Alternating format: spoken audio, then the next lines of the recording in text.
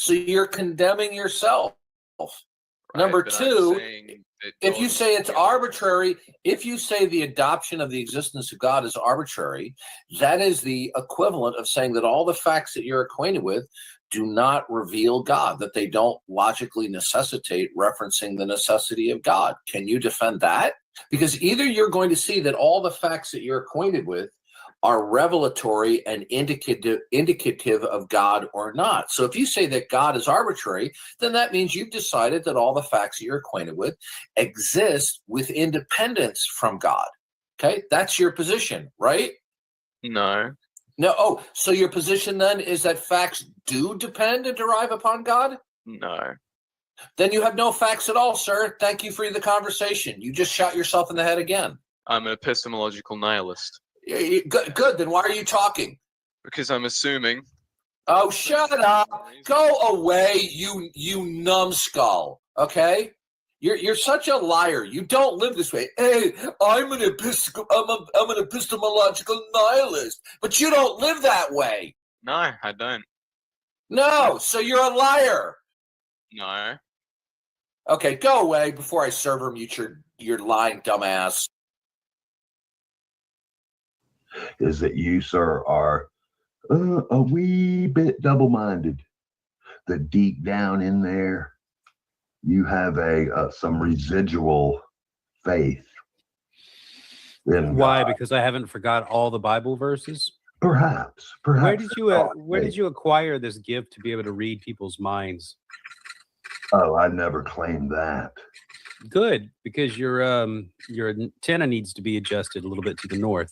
Well, I guess I could be wrong, Will. You might not be a double-minded man, and you know, God, I try, Tommy, to show you the contradictions that make it impossible for me to hold faith, but you keep dismissing it and telling me that I still believe, which one of us is wrong about. Oh, well, no doubt about that. Maybe both of us are a little bit wrong, or maybe I'm wrong and you're right and I'm wrong. Yeah. Well, maybe Look, Jesus sir. already saved everybody, like Ace said, and there's nothing. See, Tommy is going to become, in a sense, subjugated by Will, like under his authority, because Tommy doesn't know how to argue. Will knows how to argue a little bit more, but when you challenge his foundation, it falls apart. But Tommy, he really doesn't know how to challenge except with emotional language and ranting and filibustering. So if Will gets aggravated enough at Tommy, Tommy's going to back off. You can see a little bit of that already. Nothing to worry about, and that's why he's not showing up. Or maybe he's not showing up because he lacks the ability. Maybe he doesn't exist, eh? Could be. Maybe Christ Jesus didn't rise from the dead, eh?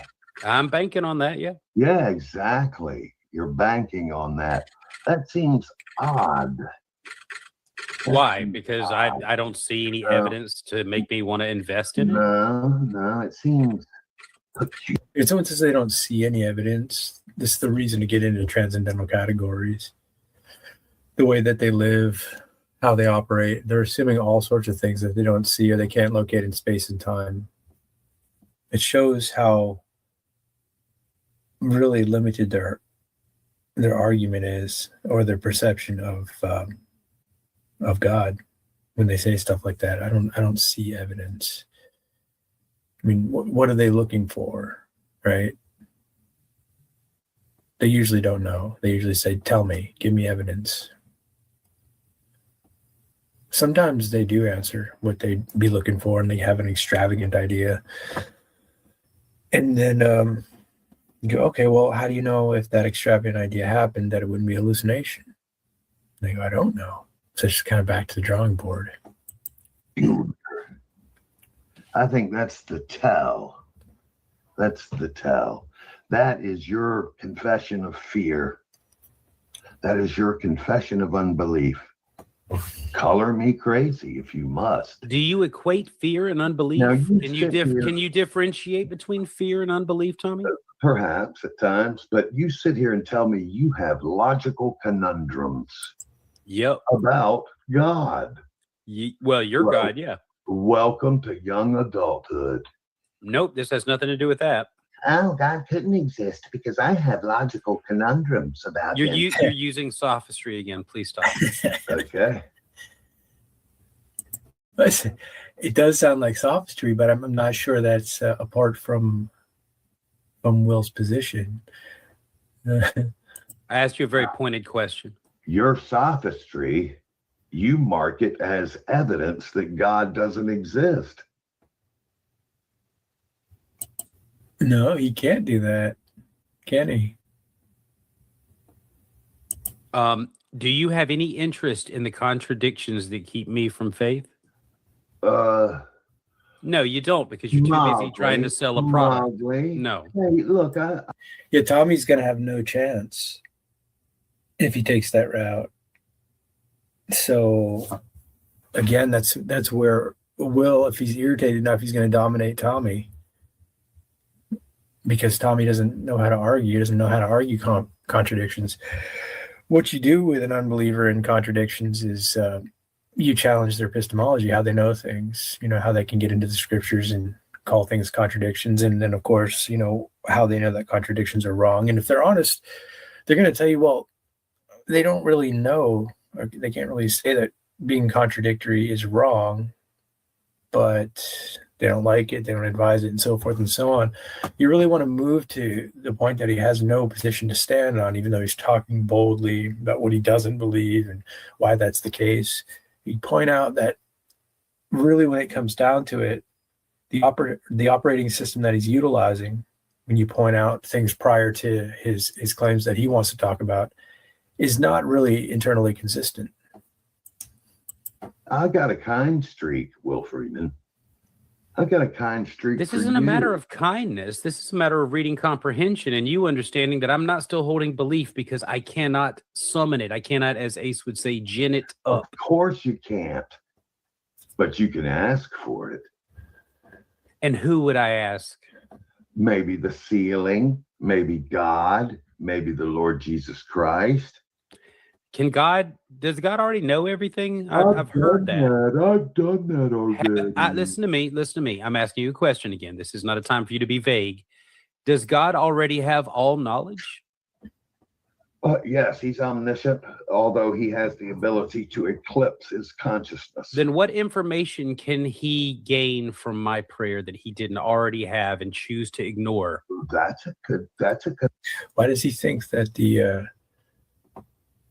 that's the way that prayers operate, that he's gaining knowledge, right? That his prayer is God gaining knowledge. I mean, he's trying to make the argument that if everything's predetermined, then he knew you're going to pray and so forth, which is a very difficult conversation, really. I think it's interesting, though, when you get into predetermination, predestination, things like that, and you say, okay, well, if God knows everything, you know, the one guy takes the route, like the atheist takes the route, like, well, if he knows everything, then I'm doing exactly what I'm supposed to be doing. The universalists and atheists take that route too. So they just try to chuck out responsibility. But there's another way to look at that. Like, okay, if God knows everything that's going to happen, but you don't, well, you have the scriptures, you have his revelation, and you have exhortations all throughout it about how you ought to be, how you should act.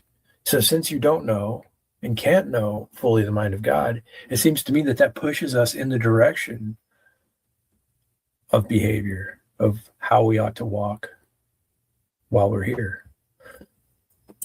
Conundrum, isn't it? It's his problem, not Well, mine. look, there's an apostolic exhortation. It says, make your needs known to your Father. Well, why would one do that? He already knows my needs. Evidently, God is into it anyway. He solicits in prayer. How could that possibly? No, you're interrupting me. How could that possibly be my problem? Well, I was just making an example that God solicits information from you that he already knows. Well, that's a waste of time, but it's his to waste, I suppose. It's his, you're his toy. That's right. Well, He gets to do that. then if I'm his toy, then I'm doing exactly what he wants me to do. Well, let me tell you something, Will Freeman. If you do evil, it is good that you are afraid. You can't even tell me what that word means. Evil, it's not my job. Uh-huh. It's not. Calling Tommy out. Easy to do. And what does Tommy say? It's not my job. Because he can't finish the conversation. My job to coin it for you. I don't need you to. I understand what you think you mean by it. No, you don't. You sit there and make a Yeah, knowledge I claim? do. Yeah, I do. That's an interesting angle to take with Tommy. Like, if you're not going to answer, then I think I know what you mean. It's an interesting way to get him to say something. We'll see. You know what St. Tommy believes. I do. You've brought it up before. You and your fear of the law bullshit. What fear of the law do I parade? You before believe in your the eyes? law, and then you believe that the law is not really applicable, but you believe in the law because it's in God's book, but it doesn't really have any binding. And everybody that's afraid of it's got really serious problems, and they believe in demons and all kind of stupid shit that you can sputter out in the middle of a rant. Wow, Will's giving it to him pretty good here. This is kind of interesting because Tommy is going to lack defense. Well, I'm glad to know how you really feel. You said you wanted my best, sweetheart, didn't you? I did bitch at you for it. Yes. Yes. We have a disconnect because I can comprehend what the book says and you run from it. He can comprehend what the book says, right? So again, this is where you challenge his comprehension, his epistemology, his self-perceived authority on the scriptures, which Tommy cannot do, Ace cannot do. So when Will Freeman gets angry enough, he can dominate these two who sit around, who are older than him and allegedly study the scriptures all day. Simple lines of questioning can trap them, but they don't know how to challenge Will Freeman's lack of authority. They just take it when he's angry enough. Well, are you happy in your comprehension? I'm relieved. Oh, good. And I can imagine that you would want to remain relieved. I would bring others that relief if I could. Yes, exactly. Yeah, like he's selling his relief now from the scriptures. He's offering something other than doubt. Thus, you are evangelical to deconvert other human beings as an act of kindness. But also, If they want the but chains off, also- it's easy to do. but also as an act of crystallizing your own rational understandings of which you find comfort in. Your altruism is not 100% pure. Yeah, I haven't found anything convincing yet. Well, you'll just to dumb it down some, you actively try to deconvert and talk people out of the faith to your own. I try to talk them out of drinking Windex when it comes to mine too. It's not necessarily a bad thing. Exactly. And you do so honestly, but you do it for you. What do I possibly gain from it, sir? Reinforcing your own comforting rationale, your own to further crystallize and shore up. See, these conversations aren't really geared to get to the truth of the matter, so they end up being like suspicion on behavior, why they're doing things, what their purpose is, which are smaller levels in a sense of purpose, which is teleology, behavior, which is ethics. Because they're both floating in a subjective idea on these matters, they're just pointing to each other's behaviors. I mean, especially Tommy, but there's a lot of claims from Will about comprehension and being convinced. And these things aren't getting to the truth of the matter, they're just giving his personal testimony on what he's experiencing. That's why you have to challenge the deeper questions, the things that people are assuming already. Your own fear management. Why do you think there's evidence rationale. mounting for the Bible? There's not. Well, I don't you're need to. I accruing- don't need to you're- gin up any sort of like supportive feelings. You are accruing evidence against any truth of the Bible. I don't know what that You're means. piling that up. I am not coming up with He's piling up opinions, Tommy. He's not piling up evidence. any evidence that supports the Bible, no matter where I look or who I understand. ask. You're coming up with evidence that refutes it. Right. There's a And you distinct, said with noticeable, observable lack of evidence. your own Noticeable, observable lack of evidence, he says. pie hole that you are apparently in the grips of playing the role of an antichrist. Yes, and it's because of some sort of fear that you're going to now explain. And Go ahead. you think that's going to gain respect? You think that's respectable? Whose respect do I need? I don't know. God's? So why would you even God's? What, Yahweh's? Yes. A mass murdering, genocidal Hebrew murder god is no consequence to me. Yes. Well, you keep saying that. You're Do you a have little- any evidence? More like what Will Freeman thinks about God and his subjective opinion with the subjective ethical system has no bearing on God. Right? He's got that a little bit backwards, doesn't he? When you ask these unbelievers, I mean, you know, for them to understand the creator-creature distinction is one thing, and how God is treating his creature, you can even grant them, oh yeah, you did this, nah, boo-hoo, right? Like whatever they want to bring up. But when you start to challenge like why those things are wrong, they can't really give you a case, but then they want to borrow from the worldview, right? They want to say there's an internal consistency in the fact that, inconsistency in the fact that God is love, and then God did this, right? But that grants them the authority to go in and challenge God from an epistemology and an ethic that are self-absorbed and self-derived. And when you point this out effectively, you get the point across that they just are spouting off their emotions and opinions. And you have that with a Will Freeman type of character. He's bitter that he was a believer. He feels like he was fooled, and maybe he lost years to being hijacked and having the faith. Now, what he has now that's so grand and great, I don't know, but he's staying in YouTube circles to try to convince people to be more doubtful. But I think St. Tommy's pushing back, saying, it's not because, your will is good and you care about people, you're doing that out of selfishness. So, that's part of the conversation here. Evidence for the existence of such a You're like creature. a little child saying, poor, "I hate retarded you, God." child. You're like a little child standing Look, on I'm not the one floor. throwing tantrums and flooding the whole goddamn earth because people don't like me. Hey, Well, he is kind of starting to throw a tantrum by what Tommy's saying there, which is Tommy's intended effect, I'm sure. watch that blasphemy, sir. This is a Christian channel. Not so far. You don't represent that view. You represent whatever's clever.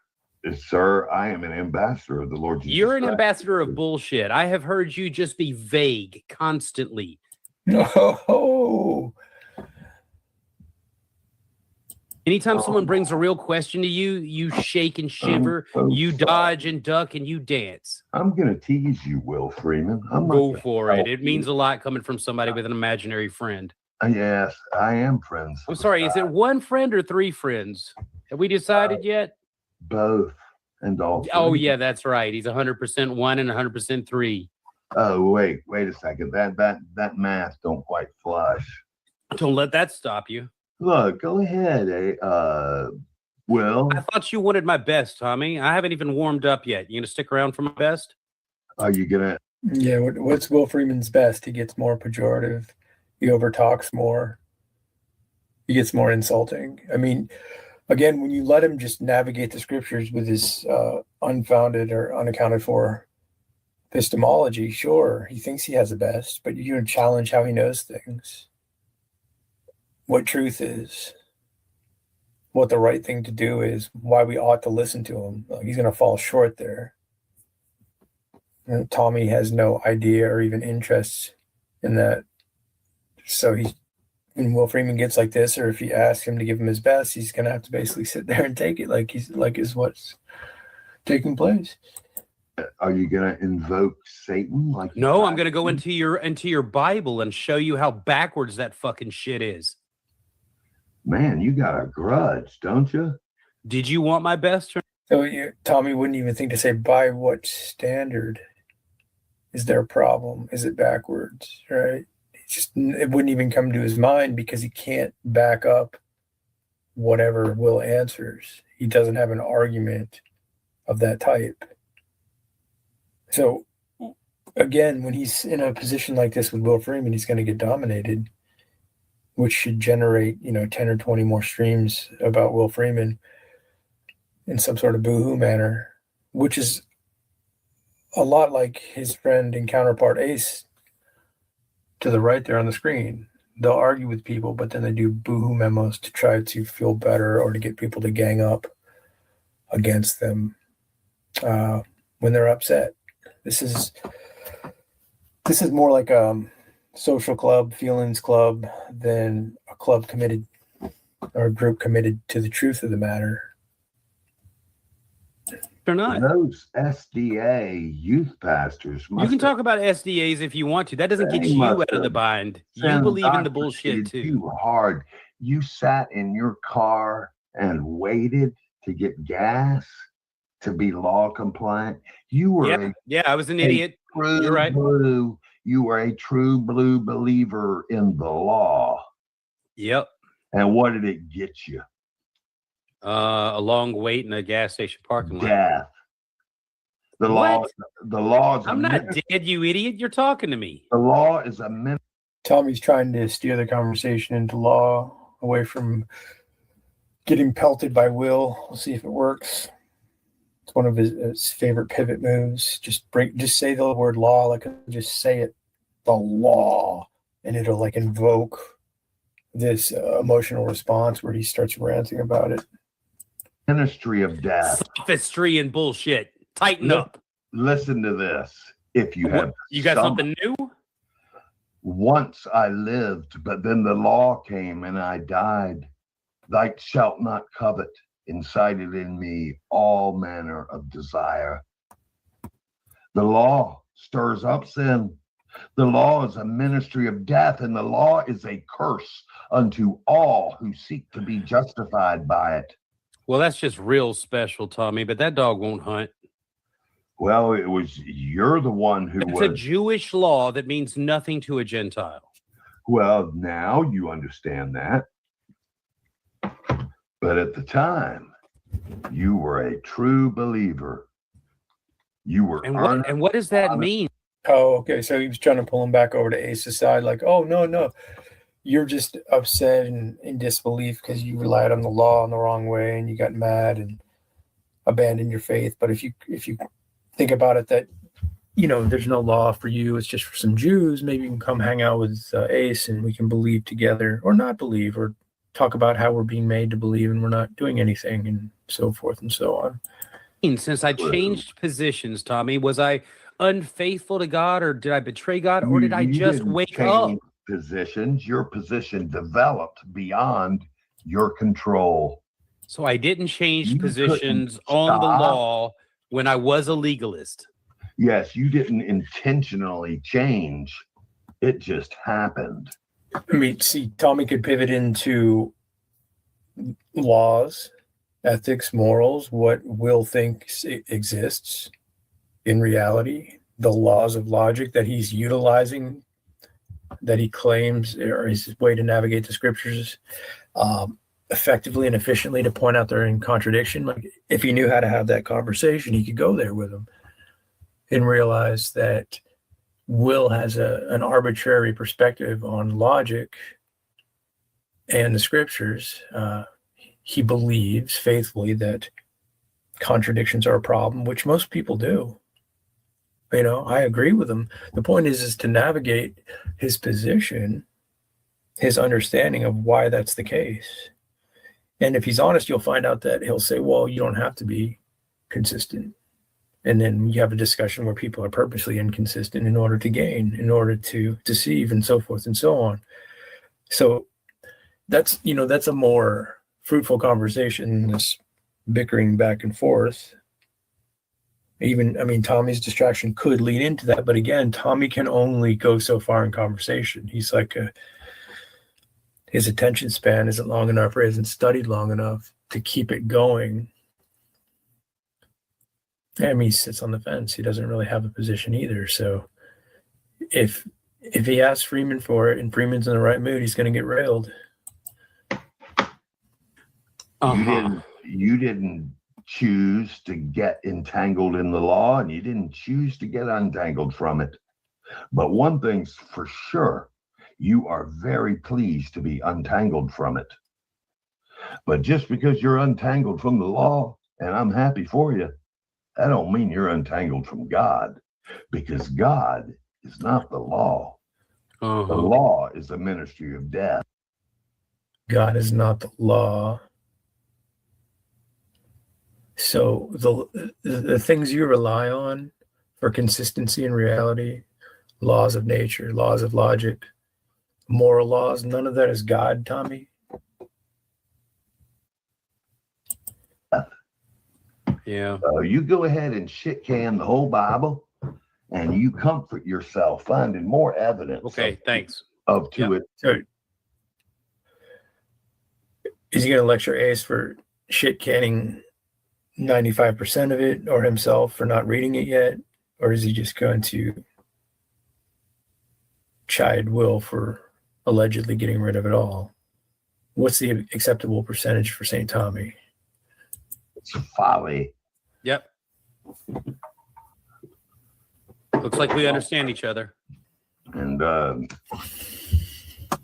I will continue to troll you Is that what you think you're doing? in the name of our Lord Jesus.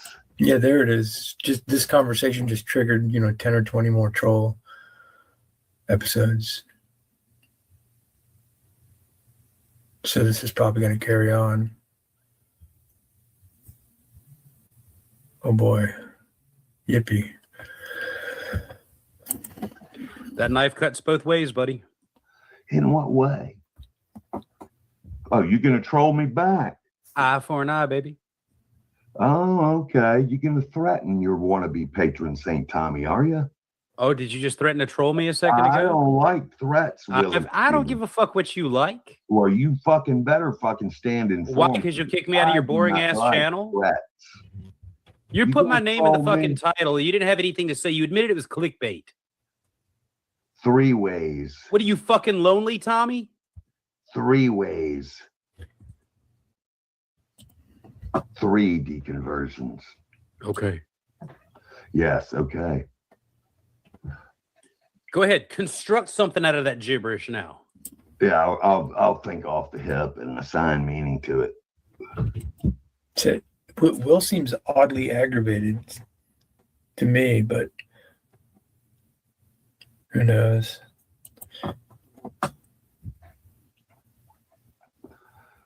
So what are you doing here? Trolling me? Are you trying? Like, what are you doing here? Like he just said, is putting his name in the title. So come on, Tommy. Trying to deconvert me, or are you trying to harass me? Tommy, who would even accuse you of being a Christian? Tommy's being harassed. Who would accuse him of being a Christian? That's not a nice question. I don't know. Ask around. I'm a man of several reputations. Uh-huh. A double-minded reputation, actually. Yep, Tommy's getting blasted. Ace bailed out, maybe. He's like, oh, shoot, Will Freeman's going to keep going. Hopefully he won't do this to me.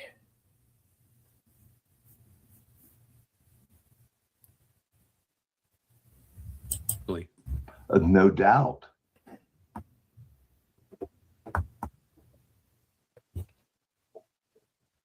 I guess I don't hold your respect anymore.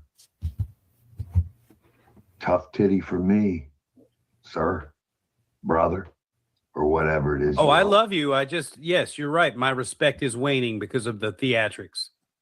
You're Oh, if we could all just get respect from William Freeman, life would be complete. A man, behave like one.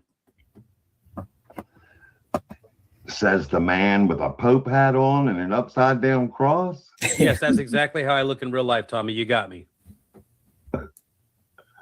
Says a man who is of equal station with Jill. Equal station. No, Jill's far above me. He's my superior in every way. Oh, come on. You know what I meant. He's playing the race card here. Why? There is nothing equal about Jill and I. Well, you certainly seem to enjoy interlocuting with him a lot. There's got to be some reason for that. Is that what you think's happening? Do you like to torture Theo bullies? Why don't you worry about your situation? No, I'm focused on you, bro. That's confidential. Just wondering. You don't get to look in the Jill file. What my plans are for him are my business. What a weirdo. His plans for Jill. Oh, they're my business too, sir. Well, I guess you'll just find out when I reveal it, won't you? Well, unless God reveals it first. But understand this. Fat chance. Understand this. I'm pro. Why don't you pray about it right now and then tell us all what the... I mean, do you think a real unbeliever and atheist sits around and argues about the existence of God? It seems to me like the truer atheist or unbeliever just kind of does other things, you know? Like this is a resentment going on here. Some would say a butthurt going on. Like, and the real unbelievers, I think they just do other things, you know? These guys hanging around arguing are hanging on to something. And a lot of times, I think they're so confident that God doesn't exist. They just are like, they just like to ridicule people. It's not about what's true or false. It's like it becomes about ridicule a lot of times. And you'll see them hang out in gangs a lot, you know, like a group of 4 or 5. And just really, really enjoy ridiculing a believer. plan is. Go on. I don't give a shit. Pray about what the plan is and see if God will reveal it to you. I'm pro Will Freeman. Are you? I don't care. He's saying I'm pro Will Freeman now. And Freeman's not, I don't care. You can't charm me at this point. Tommy's getting torn up here. If God will reveal it to you. I'm pro Will Freeman. Are you? I don't care about that. Listen to what I'm asking you. Do you think that? Or you fuck with him, I'm going to have some complaints. He's like, you're my pal. If somebody says something mean, I'm going to complain. Don't hurt me too bad, buddy. You're about as worrisome as a cloudy day, Tommy. Ain't nobody fucking worried about your wrath or your trolling or anything else. Nonetheless, my prayers do hold sway. Or do they? Over who? They just hold sway to the ears of my friend. God. Who is your friend? Oh, your God bends his ear to you. Oh no. He hangs on every prayer. Well, ask him to reveal what my plan for Jill is right now, if that's true. Oh, you want an ice bucket challenge? Uh-huh. What? Because you're bullshitting. Why does he have plans for Jill? Doesn't he have other things to do with his life of freedom from Jesus Christ now? Why is he planning and plotting over Jill? It's snake oil, and you know it. You don't expect any prayers to be answered because they never have before. You have knowledge of this, eh? Uh-huh. Oh, there you go. Now he's starting to ask the right questions. Of course, the guy who doesn't traffic in knowledge, Tommy, can't complete an epistemic conversation. But he just tripped on the right idea. Answered because they never have before. You have knowledge of this, eh? Uh-huh. You don't. You I have don't knowledge of understand how coincidences. God's been dealing with me. All you understand is how God's been I believe that you believe a God how is dealing God with has you. been dealing with you.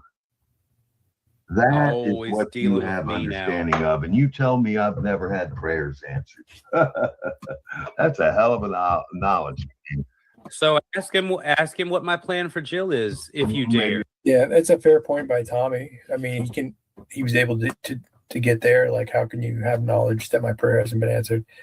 But then, of course, the unbeliever trying to move into the clever. Oh, well, if because he's being called out on what he doesn't know, he's like, oh, if God real, tell me what number I'm thinking of, type of thing. It's just the fact that he goes there shows the level he's on.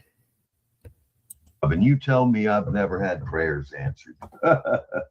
That's a hell of a knowledge. So ask him what my plan for Jill is, if you Maybe dare. I will.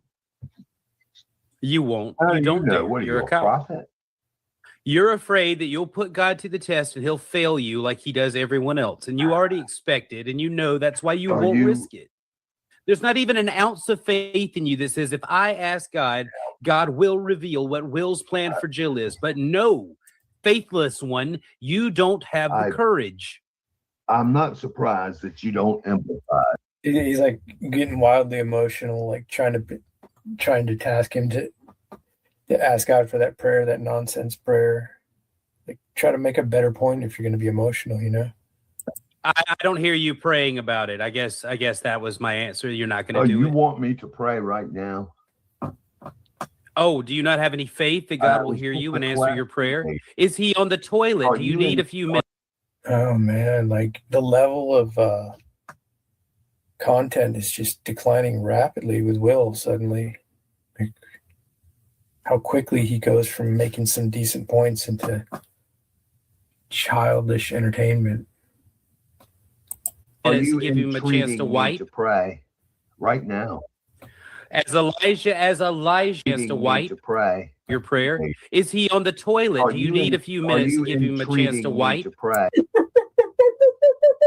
That guy's so funny. right now?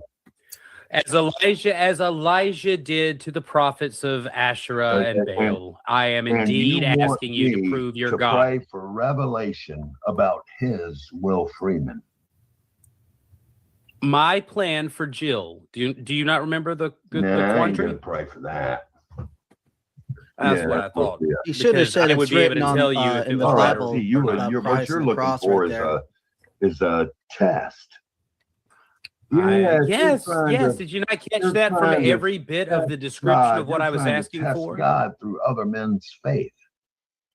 I'm trying to get you to test God, but you Or won't because you you're don't a have coward. any idea. You're You have faithless. no idea what my prayer life is like, or Show your faith, disciple. I'm not a stinking fucking try hard disciple. I'm not a try hard wannabe. I don't think you believe in prayer. follower. Prayer is just something you Now, talk listen to about. me, Will. I'm not a follower of the Lord Jesus Christ. Oh, that's a great proclamation to make to the guy with the upside down cross on his head. You know, you're just giving him soul right now, Tommy. I'm not a try hard wannabe. I don't think you believe in follower. prayer. Prayer is just something you Now, talk listen to about. me, Will. I'm not a follower of the Lord Jesus Christ. Prayer is just something you Now, talk listen about. to me, Will. I'm not a follower of the Lord Jesus Christ. Something you Now, talk listen to about. me, Will. I'm not a follower of the Lord Jesus Christ. You could just pray. Not a stinking wannabe try. I'm locked in. I told you I was coming in after SDA. you. Where's your faith, disciple? Pray to your God and get him to As I reveal was- truth. He's locked in on his like little petition here, like, oh, I'm gonna get him to pray, and I'm gonna keep saying, pray now or you're a coward, pray now or you're faithless. Like, that's the lock-in, dude. You're gonna choose something silly that you're gonna get him to do. I mean, if this is the thing about Will Freeman, like I've been through this with him in the past, like he's like, I'm the boss. I'm gonna run this stream. You're gonna answer my question. Like he'll do it. It was like 15 minutes, and I was like, okay, fine, I'm out. But I imagine he might have gone 60 minutes or 90 minutes, and then he restreams it as though it's some sort of victory. with like all his pals. It's like, this is the level you're dealing with, so better at a distance, critiquing and pointing out. Of course, there's a price to pay even for critiquing these types of personalities. They're vindictive. They'll Hey, send the before comfort. you interrupted, the truth is you have no idea what my prayer life is like, or how many prayers God has answered, or how many conversations I've had with him and wondered if it was really him. Irrelevant. None of that can be proven, but we can test it right now and fucking find out, Tommy. Where's your balls? So dumb. He's like, yeah, I've got him. We can pray right now. And if we don't get the answer, boom, we've solved it. I mean, you got to calm down a little bit, right? Like maybe redirect, or is this what you have? You were honing in the whole time to get him to pray live. Say his prayer's not answered. You win. Is that where we are now? Do you think You're on the spot, kiddo. would it really convince you if I told you who your first Is that the girlfriend sound of was? faltering Or faith? Is that the sound of faltering faith? It's what it sounds like. You really want God? You really believe in So prayer until reveal you're to put to the me. test. He doesn't have faith because he won't pray at Will Freeman's demand. You see how stupid this argument is? It's more like, I'm not gonna adhere to your aggressive request now demand, having nothing to do with my faith. But I think Freeman's gonna probably keep doing that and then quit if I recognize his behavior. Like when he gets to this point, it's like he's going to keep going, quit. But we'll see. And then you Well- can't do it. If You challenge me. You put my name in the fucking title. You talk shit on other streams. You tell me you want my best. Here I am. And you crumble. And this is your best. Pray right now or else. With a simple request. Oh, Father in heaven. All right, I'll give it a shot.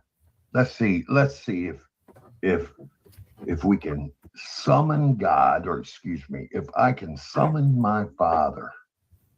And let's see if I ask him just right, if he can reveal to me what his Will Freeman's secret plans are concerning Jill.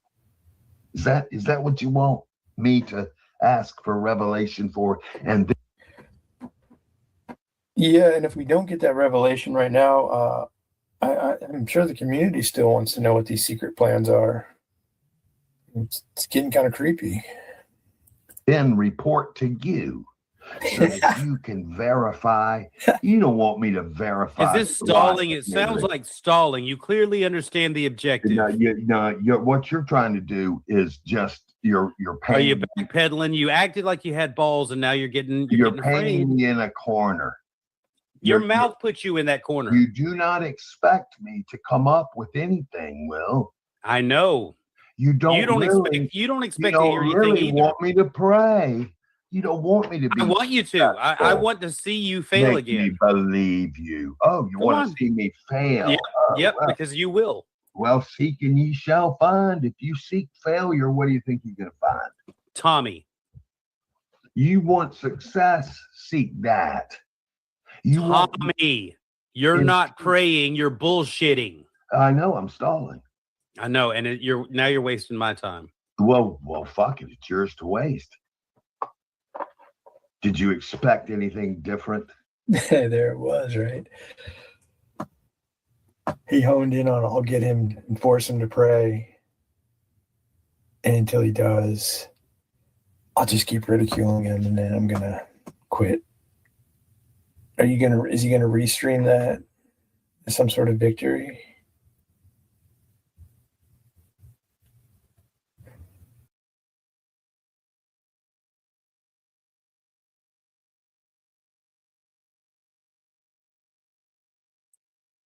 Okay, welcome, Tog. How you doing, man? Decent as the day goes. Didn't hear you. I increased your volume. What'd you say? Decent as the day goes. Okay. So what do you have here? This was a conversation between me and Sir. It's more or less it's based off of a direct message between him and I, a correspondence we had, and we kind of get a little bit into it, and it drives out like the whole room, like and like it centers around the objectiveness of the reality claim, and I go in to point out that it's adjacent to gap filling with assumed all knowledge and some prior knowledge that's assumed, but really all we have is just presentism is what I was trying to explain. I don't really say all that, but I'm doing like a little after the fact summary, whatever they're called. Yeah. Well, that's the way good conversations go, right? You're hashing out stuff, and then you reflect on it, maybe re-listen to it, and then learn a bit more about it, about yourself, about your interlocutor. It's good stuff. So we'll see what we got here.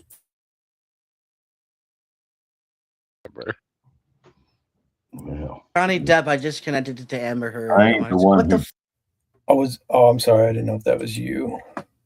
Okay. I ain't the one who. I was like, what the fuck did Johnny I'll to say do bear. with shits whenever I want the video pause, I'll say pause or bear or something like that, so you can tell Okay. it's a this shit? It took me a minute. I just had to remember that. It's fucked. Sorry, St. Tommy. No, that's all right. I ain't the one who pout quit though.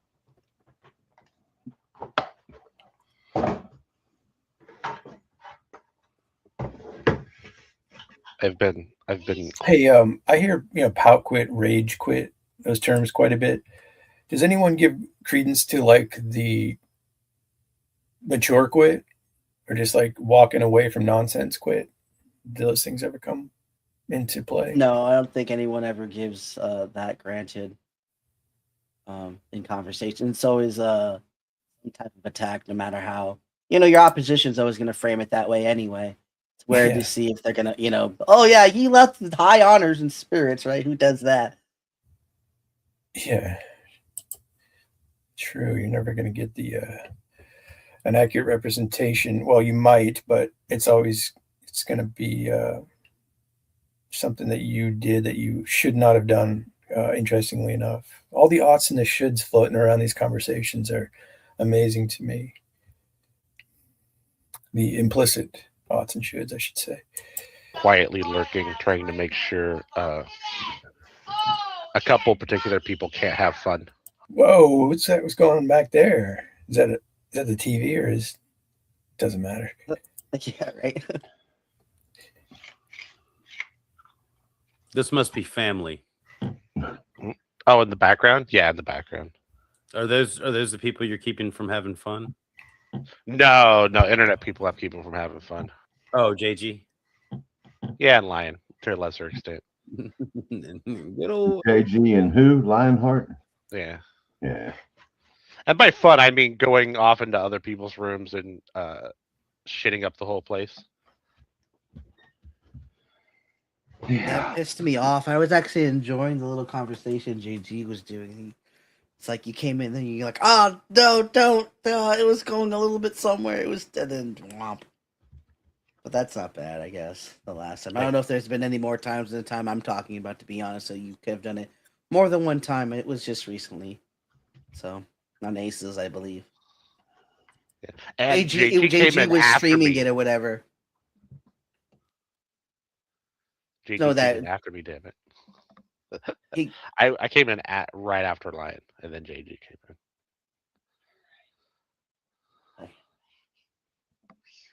I don't know. I think I caught Summer in like right before. I don't think that's right, but it doesn't really matter. I kind of remember what he's referring to. Doesn't matter. But it wasn't too bad. What's this blue? What did you want in that conversation with Ace? I mean, it's the same thing I always say, but it is relevant.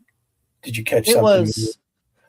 He was. You were leading him down somewhere, and he was actually entertaining it for a small portion. And then, as there was a little bit of disruption, he was letting you guys go on. And then, I think as soon as Serb came in, Serb being Serb, not saying that in a bad way, but it kind of disengaged it. Well, he just said that he likes to come in and shit all over the place. So, to say that he's doing that would be in line with what he just claimed he's doing. Yeah.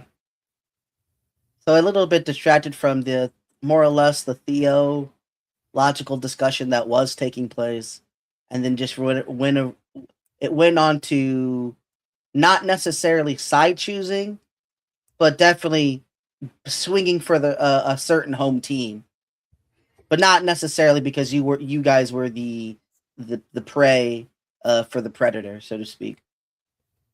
Yeah, I think that's the way it works over there. Like Ace starts to get cornered, and then his unbeliever pals will just jump in for him, and he allows that. He welcomes that because it gets him out and distracts the conversation. A good king has pawns, right? Oh.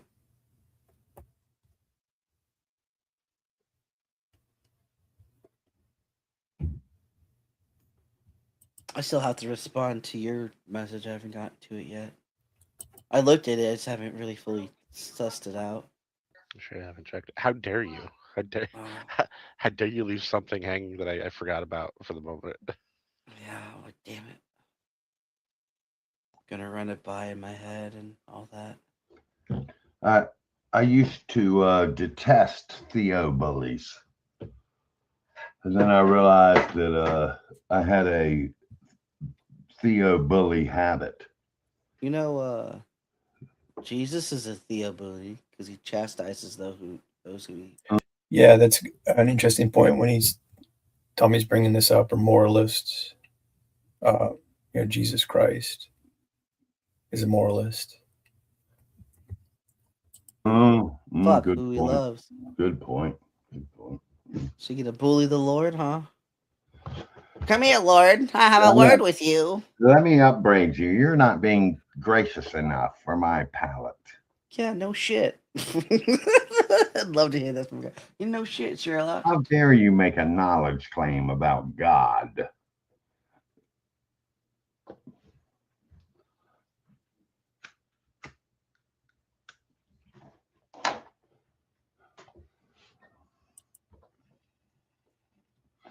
Jesus sounding like an SDA fundy. No way. Not on. SDAs. Yeah, not on my watch. Oh hell no. What's a SDA? Seventh-day Adventist, Okay. known for their promoting of the law.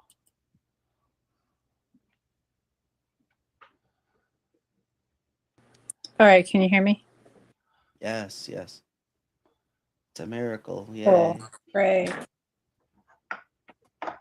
Yeah, that sucks. I don't know. Sorry about that. I thought Live this was a decent restream timestamp is too. weird for We some should have been like people, right not into like this. The other one, Talk Studios, people had problems with, and I guess people have problems with Restream too. So, but I already paid for the Kit and Caboodle, but I might just not renew it next month and then I don't know, switch back The to kit and caboodle. Now, a caboodle is a kid, right? Oh, I have no idea. It is. I looked it up because I wondered why people said that, and I looked up caboodle, and it's the kid. So the kid and the kid. To StreamYard eventually, maybe in May. Is it cheaper than StreamYard or something?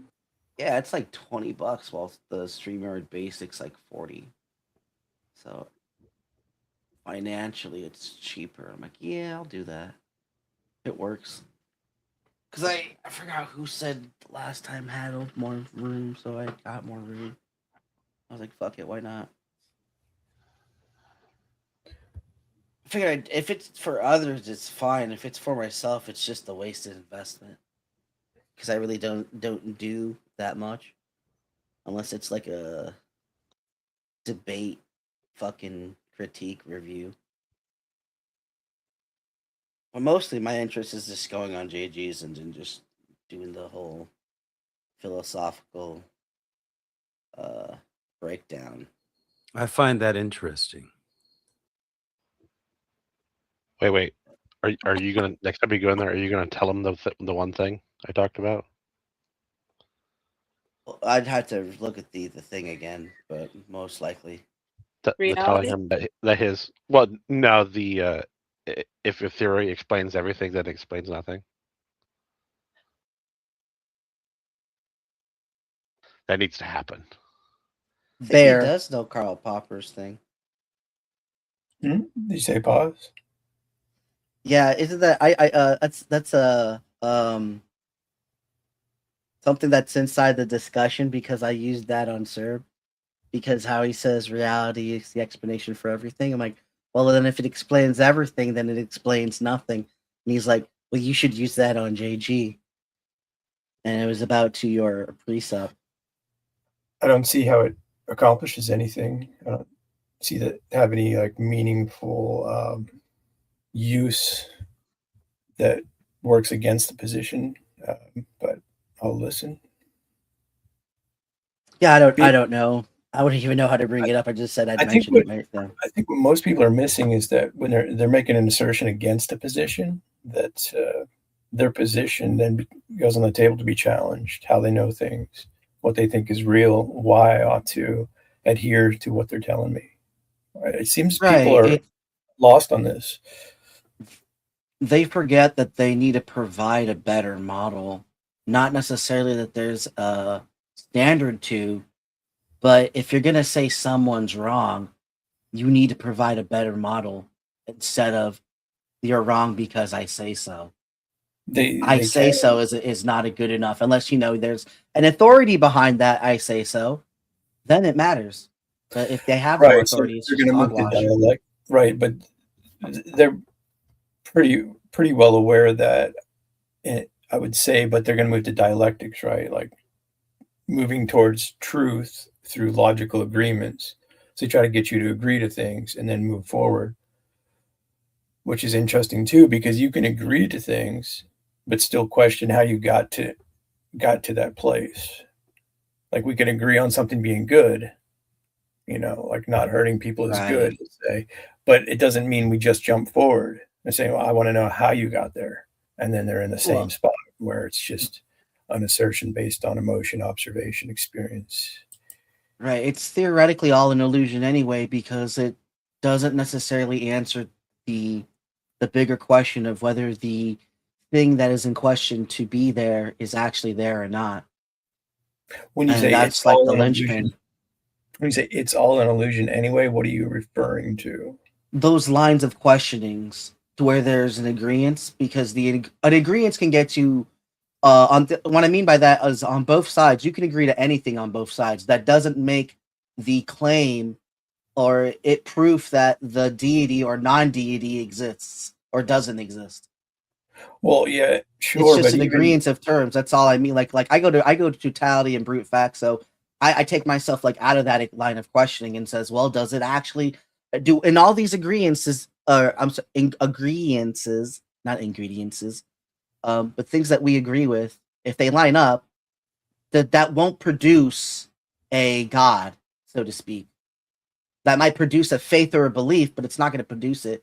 Or it might disalign faith or belief, whatever.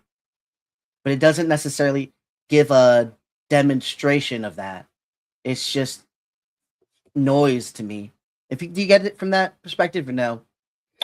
I'm not quite sure what you're saying. Like if you have to have like a stable position to make these things work. If it's just two people who don't have a reliable foundation or a theory of knowledge and just a subjective ethic, then it's all just going to be centered around experience and their opinion, to put it simply. Correct. Right. Have you watched Jay Dyer and asked yourself? I played it again last night. I've probably played it like 6 times on my channel now. Did you ever catch that metaethics.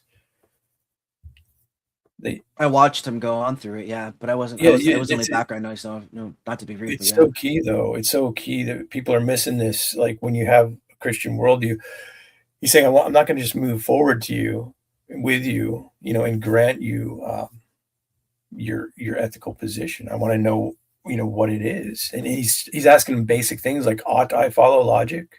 Should I follow reasoning? And Isaac won't answer. So they're playing that game until he finally answers.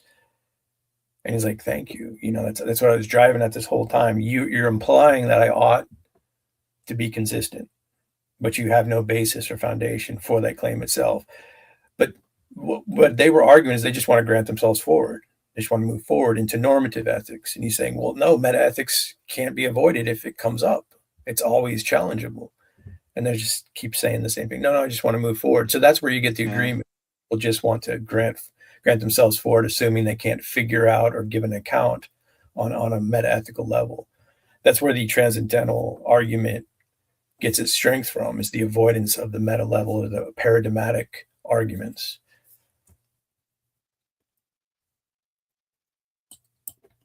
If he does, he it's been doesn't said. apply it. I think he said it. I'm not sure. Or has been told it.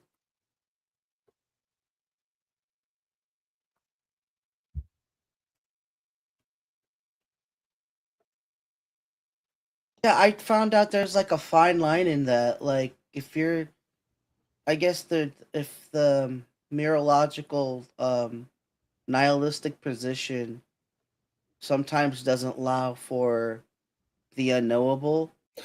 A nihilistic position.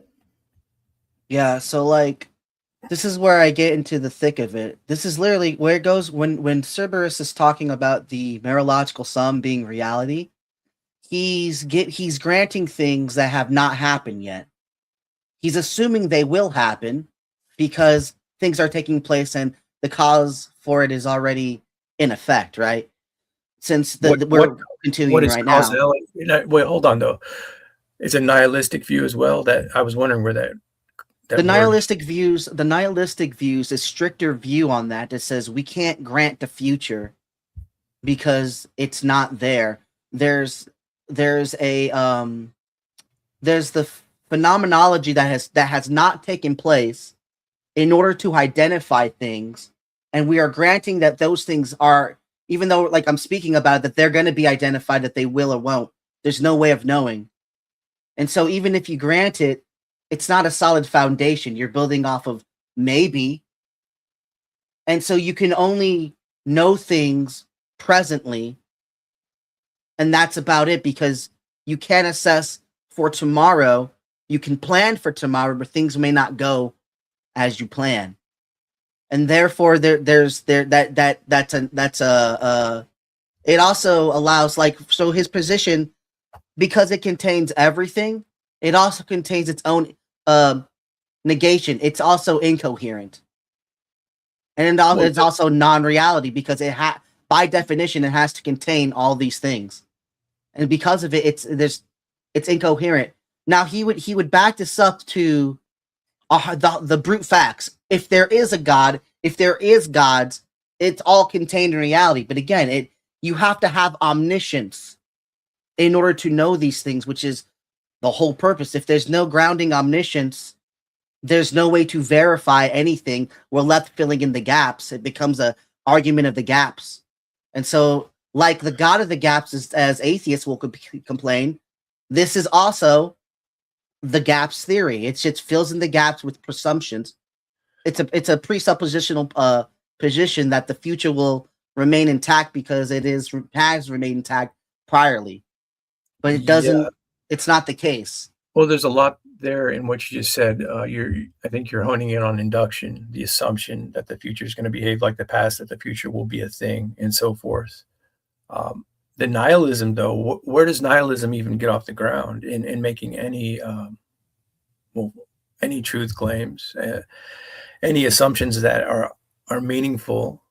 Where does causality come into a nihilist worldview? Like all the things that are relied on how are they accounted for from a nihilist perspective? I don't understand that. Oh well, in that perspective, like you could make this the same claim. It all depends on the various degrees of well, like the position. Since you're including what is to be the sum, then either you would have to have all knowledge. Again, you'd have to have omniscience. So since I have omniscience, I can't say that I know all things. The only way I would be able to make that claim is through a solipsistic position. And that's the only way you can know that, is if you actually have omniscience and know all things. But for I to say that, I would have to claim solipsism, which I cannot do because I do not know all things. I would have to know your thoughts and all these other things, and all the little stupid things that go into knowing everything. For my position, so since I can't even claim the whole sum. I can only assume it because my sum has its own negation, the same as Serbs, and at least I admit that. Mhm. Yeah, I think there's an easier way to do all this, is what I'm thinking about this. Now that I'm still kind of asking about the nihilism. Where did that come into the conversation? Is that Serb's position? He claims a form of nihilism. No, it's something that I was reading about while looking up about mereological sums and what they contain. Like a mereological sum can be incoherent. It doesn't have to be a coherent sum. Like the objects don't have to touch. So they don't have to be within physical contact of each other. They just have to be the total sum. So you can think of moon, chair, and car. Those three things are the sum, and they make up the sum. But if you take away any of the parts, What do you mean it's it no makes up longer a the sum? What is Like the that is the sum? sum. Just What- those three things. It could be, like I This- said, it can be incoherent. Just sounds like an arbitrary set of things you've chosen. Right. That's what makes it incoherent. At least in my opinion. When you try to use a set or the set of all things as an authority, well, you have a set, right? You don't have a concrete authority there. Is another Well, way maybe of putting that. the only problem is with that. So it goes like this. We go into this a little bit about the cake. So if the mereological sum is the cake entirely, you cannot call the separate ingredients the sum. They don't make up part of the sum. Parts, cake whole, is the fallacy. sum. Yeah, because the cake is the entire sum. Now, if there's slices to the cake and you eat all the cake, there is no more sum. Because as long as there's, go ahead. There's also an interesting point there with the cake and preconditions too, isn't there? Like when you get into preconditions, the cake relies on preconditions, the ingredients, in order for the cake to exist. So there's that Right. aspect. Go And ahead. agency. Agency being the involvement of the creature, epistemology, ethics. Correct. A cake cannot will itself into being. So the ingredients can be there, but it doesn't make a cake. It will ever, unless something comes involves and puts those ingredients together and puts them in the right conditions, then they could not be a cake. Isn't it the case more so that even before getting into this conversation with you and Sir, that you guys are kind of conversing without, like, either one of you has like a stable position that you argue the nature of being, knowing, and behavior from? Aren't you sort of borrowing and collecting and moving around and changing your position daily, both of you? I wouldn't say I'm changing my position. I'm developing a framework in which I understand things, which again is founded in God, but it also has the convenience of not being founded in God. It's The convenience. Yeah. What does that mean? It's almost it's a double framework, essentially. So you in one framework you presuppose God, in the other framework you presuppose something else? Nothing. what's the point of having a framework that presupposes nothing? Well, in my case, like this is my atheist argument, that since there's no mind, something in which we designate from was always a continuing nothing, because we return to a state of uselessness. We have no use in the final totality. And because there is no use, it is useless. And because it's useless, the mereological sum at that point will be nothing. It has no use. It's incoherent. It's just entropy at the end. It sounds like you're using ideas of purpose and causality within that framework, but that framework wouldn't allow for those things. It wouldn't account for those things. Well, that one goes into, again, the granting the gaps, that there will not be that. Like, essentially, when we die, our bones can be repurposed, but that's others putting things to use and to whatever things or whatnot. But most likely, if like we get cremated, then there's no use in that. I'm not sure what you're talking about. I thought you were trying to make it. I mean, we got to get some software. We can have some little drawings. I think that'd be very helpful in these conversations. It seemed like you were saying like a framework, like for mine, for instance, at the foundation would be God.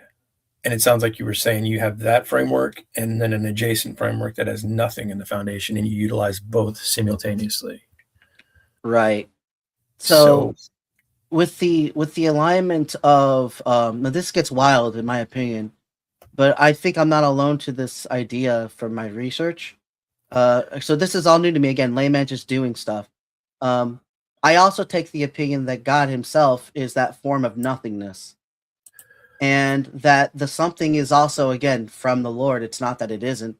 It's just the ontological ground is there is nothing, which is God. And there couldn't be anything else beside that. Like, it just goes back, because everything goes back to priors. And so if you have nothing, then there's absolute nothing, right? And it ties back later in totality. Where's an with God. example of somebody having that, though? I don't understand that claim. I mean, I can hear you making the claim. I don't understand.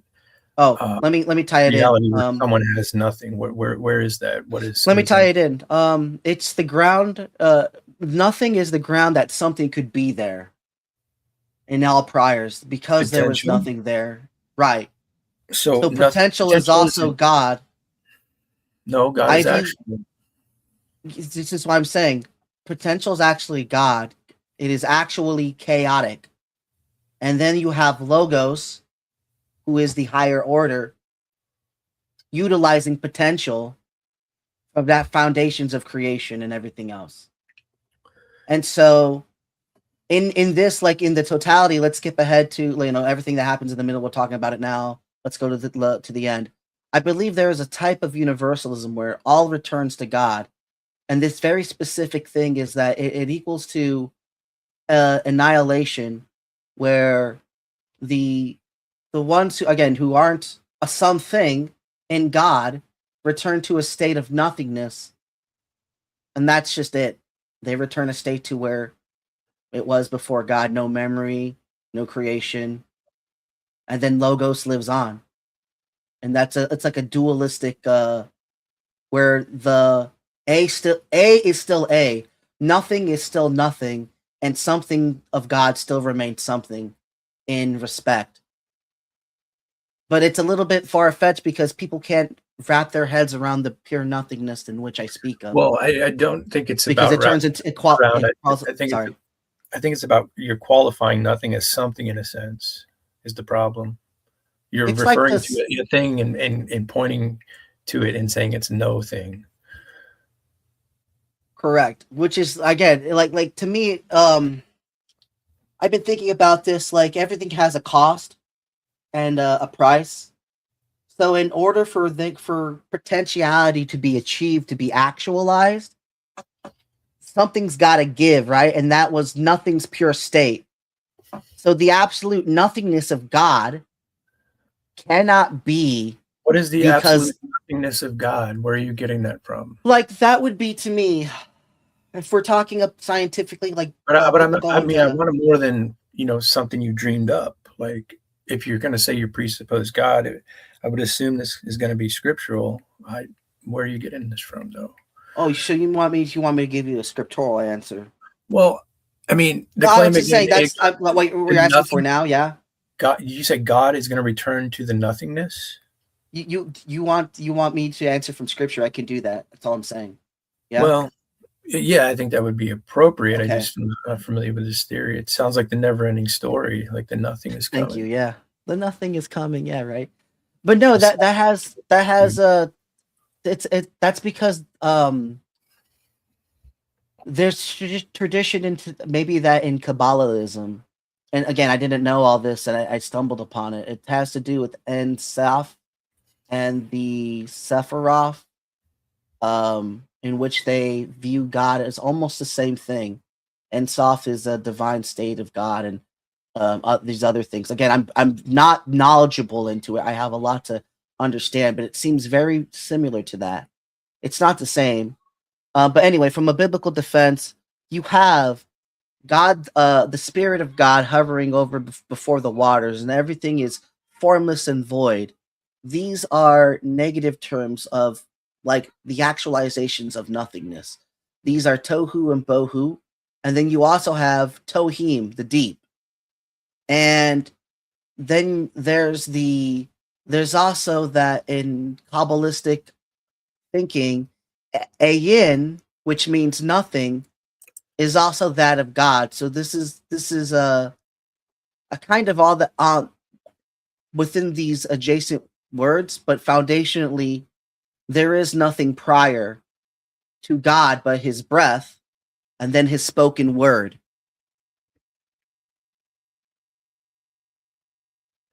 His spoken word and his breath are prior to him. No, are ontologically grounding. Because the breath, the ruach, is the spirit, right? If you go into the text, you read it, it's ruach, I it's don't the know. spirit. I think you right? need to draw this out or something. I don't. Oh, okay. I'll do that for you. You know what? I will. I promise you I'll get to it if you'd like. But for the sake of the video, would you like to continue it? All right. All right. And I think in that camp, I could fit that position because that goes into uncertainty, I believe. And so if the sum turns into like an algebra equation, then it just becomes a mathematical equation. It's not an actual physical set. And so I think there's like a somewhat difference, but also a Marological sum in itself doesn't need to be coherent. So that's also a thing. So it's like, okay. Depends on what you mean by coherent. Right? See, I had trouble with this when I first started because sums are not Marological sums are not sets. Like from what I understand, you could say moon, star, and grass, and that in itself, even though it seems coherent, is a Marological set or sum. Because it is the sum of those three things, even because that's all that you need for those three things. Even if it's incoherent. I don't think you can because I think they have to have a relationship. That is their relationship, even if it's incoherent, like I said. No, I mean you would have to put something in there that is their relationship, like their matter, or they're located in a region or something else. You can't have unconnected components. That's what Pause. if they're Fair. just together. That's where he's mistaken. Is that that's like I said, you can't. They don't have to be touching. He's trying to make it physical. Like if they're not connected together, then they're not a sum. But it doesn't work like that, right? The sun and the moon and the rest of the planets aren't touching, but they're a Marological sum of the solar system. So, they're not directly touching. They're affected by, you could say, gravitational waves, and you could probably make some type of scientific argument that there's some type of contact with involved.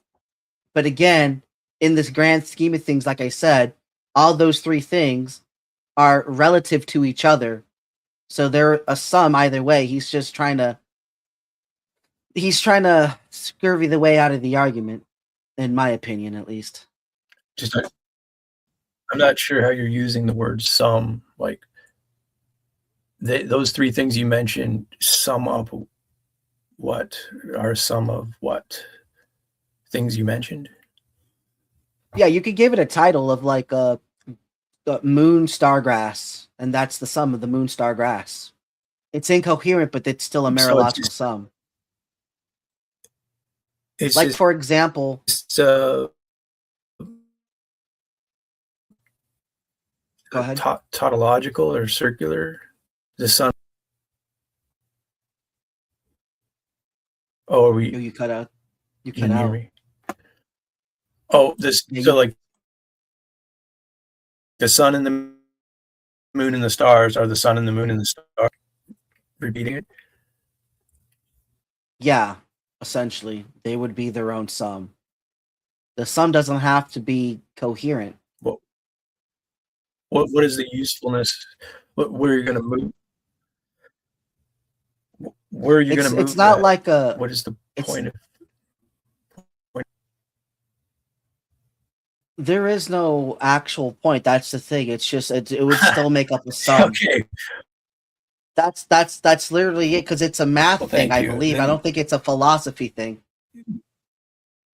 But again, I still have to do research because I'm still, ignorant a little bit into it. Well, you can use math and science within the philosophy, and science relies on and assumes philosophies. Math assumes consistency and so forth. Yeah, I just didn't know what you were talking about. Like to say the sun and the moon and the stars is a sum. I guess I'll just wait and see. And that's just Yeah, the you thing, could always they're go look it up, together, too. that Like even if it's you- illogical, it's Like if you took some grass and I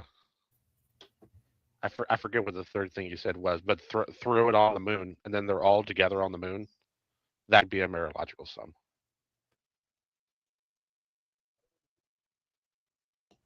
Is the word they don't need to have they don't need to have physical context. I agree.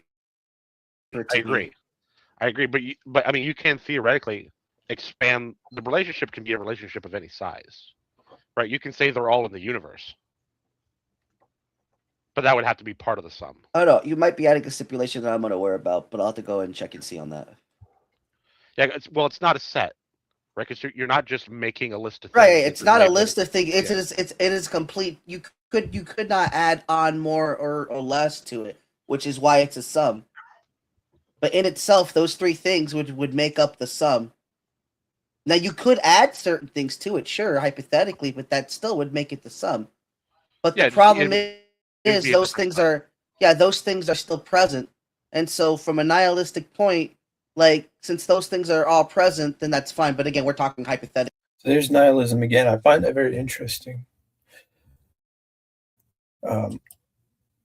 My understanding of nihilism is it claims nothing has any inherent meaning. So when you're arguing nihilism or talking about nihilism, when is it ever established that it's coherent or it's meaningful or that you ought to take it seriously? That's the point of a given of granting a future, right? Like if you say, I'm gonna go do something at 2:00, and so most people would grant that, but it's like, well, there's no reason for me to actually believe that you will do that. There's no meaning behind it. So how can you say that that's a grounding thing that you will do when it hasn't been produced before because you have a plan to do so? Do you know the exact thing that will happen, or is that just a guess that you're making something that's supposed to come about, right? So it really goes into that. Like, how can you say there's any meaning in the sum when you're giving up a bunch of like I said, it turns into an algebra equation because there's an x and a y that's in the equation, but somehow equals like 73 as the answer. but we haven't solved for the x and the y yet in the math, and we're granting that we know that x and y is there because the answer is 37. So even though there is an answer to the x and the y, we're granting that the answer is 47 because at this in the sum, we don't know the final answer. That's also a letter. Yeah, but the nihilist, you're pointing out aspects that seem to assume meaning, like the future plans. Why is it any particular thing that you need to point to with nihilism? Why is it that particular that you're focused on? Like, where does nihilism even get off the ground to make any claim about any meaning at all, even the formulation of a sentence?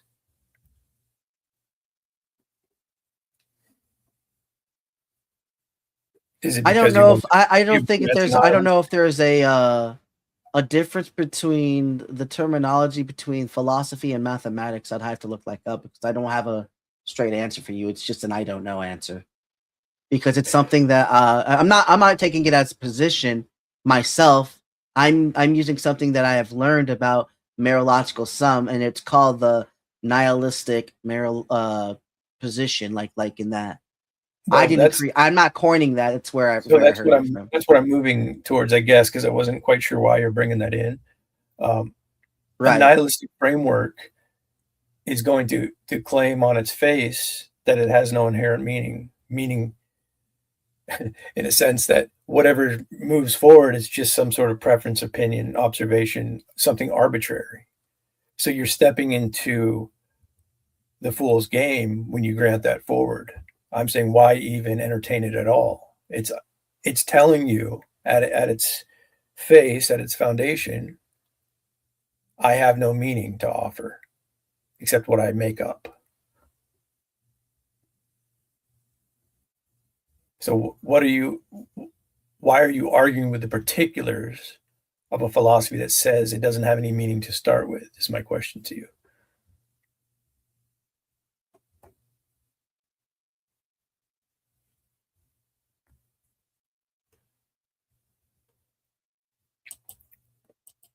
So they're not actually present. And I'm talking about like except for like whatever that's already manifest. I don't even remember what examples I gave you, to be honest. But yeah. Concerning the etiology of the word intelligible, is that something that the pre-suppers made up? No. I mean, that that's predated the pre-suppers' intelligibility, or did they? I think he's been asking that question for 5 years now. Did he think to look up the word? Yeah. I put it in the side chat. I'll also I can't post links, but there's also, you can search it up on Wikipedia. What's that? The definition for Mereological nihilism. Well, I was asking you a question, but you didn't answer. So maybe you didn't hear me, or you didn't want to answer. Oh, I was muted. I was saying I was looking it up to get you a definition for it. So I probably wasn't listening. My bad. It's like if there's a philosophy or someone with a philosophy that says, first and foremost, there's no inherent meaning. Like what is the purpose of you fighting with that or granting them forward after they're telling you flat out that they're not bringing in any meaning, aka any meaningful conversation? Yeah, like I said, there's a distinction between regular nihilism and the Mereological nihilism. Because this other nihilism somehow has an authority or a source that brings in. Yeah. meaning. So like, let me give you an example. This is something I brought up the other day. Really though, you're not gonna. Are you gonna listen, or are you just gonna dismiss me? Well, before you start, I'm saying. saying, before you start, are you listening to what I'm pointing out? Are you actually think that this other Mereological nihilism is going to bring inherent meaning somehow before you get started? Yeah, because it talks about, I think, different positions than, again, regular nihilism. you say again. Is that solving the question I'm proposing? May or may not. I don't know. It's just the answer I'm giving. Okay. But like I said, the examples it goes into tautology. An oak tree is an oak tree, right? And so when does an oak tree fall over and becomes a log? Is the log still then a tree? And when someone uh, takes that log and then makes a chair out of that log, is that chair then still an oak tree? Now, granted, a log can still be a chair, and a live tree with big branches can still be sitting. So, what part is the tree not a chair and also not a log because of its branch? And it goes into like things. So it says like there are no given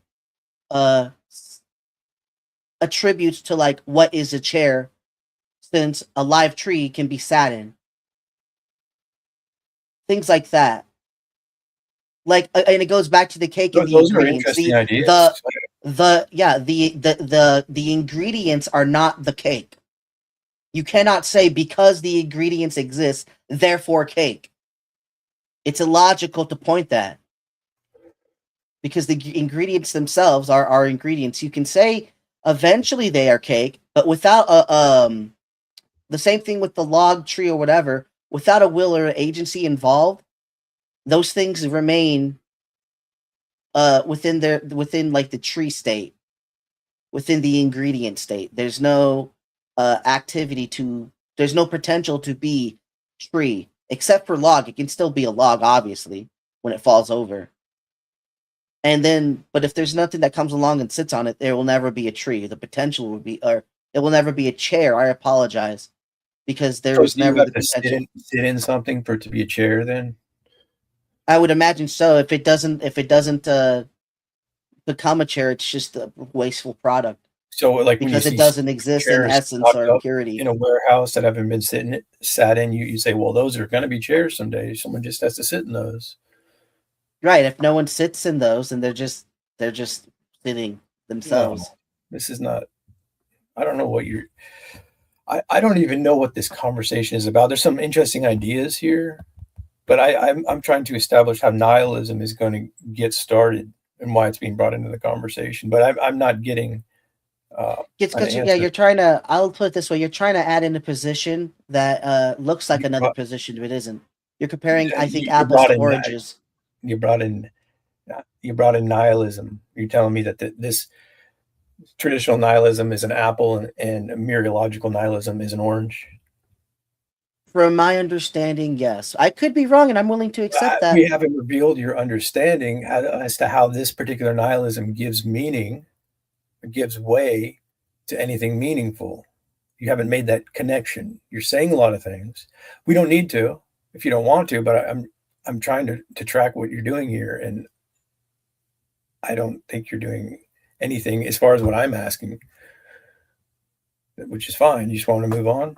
I think what you're asking for ultimately is, from the nihilistic position, how can you say there is any given meaning to all this, in which the only meaning is that there is still a sum, but how The that only we get to meaning? that, if there is a sum, there's a sum.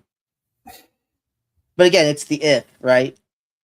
Doesn't have to be a coherent sum, but it still is a sum.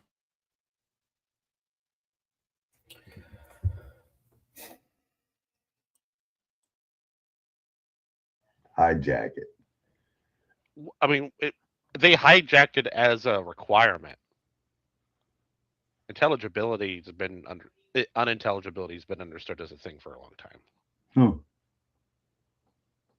There's no actual reason why intelligibility is a prerequisite for an existence or a universe or anything.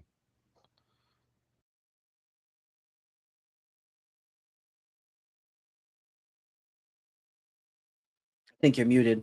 Oh, how did he find that out?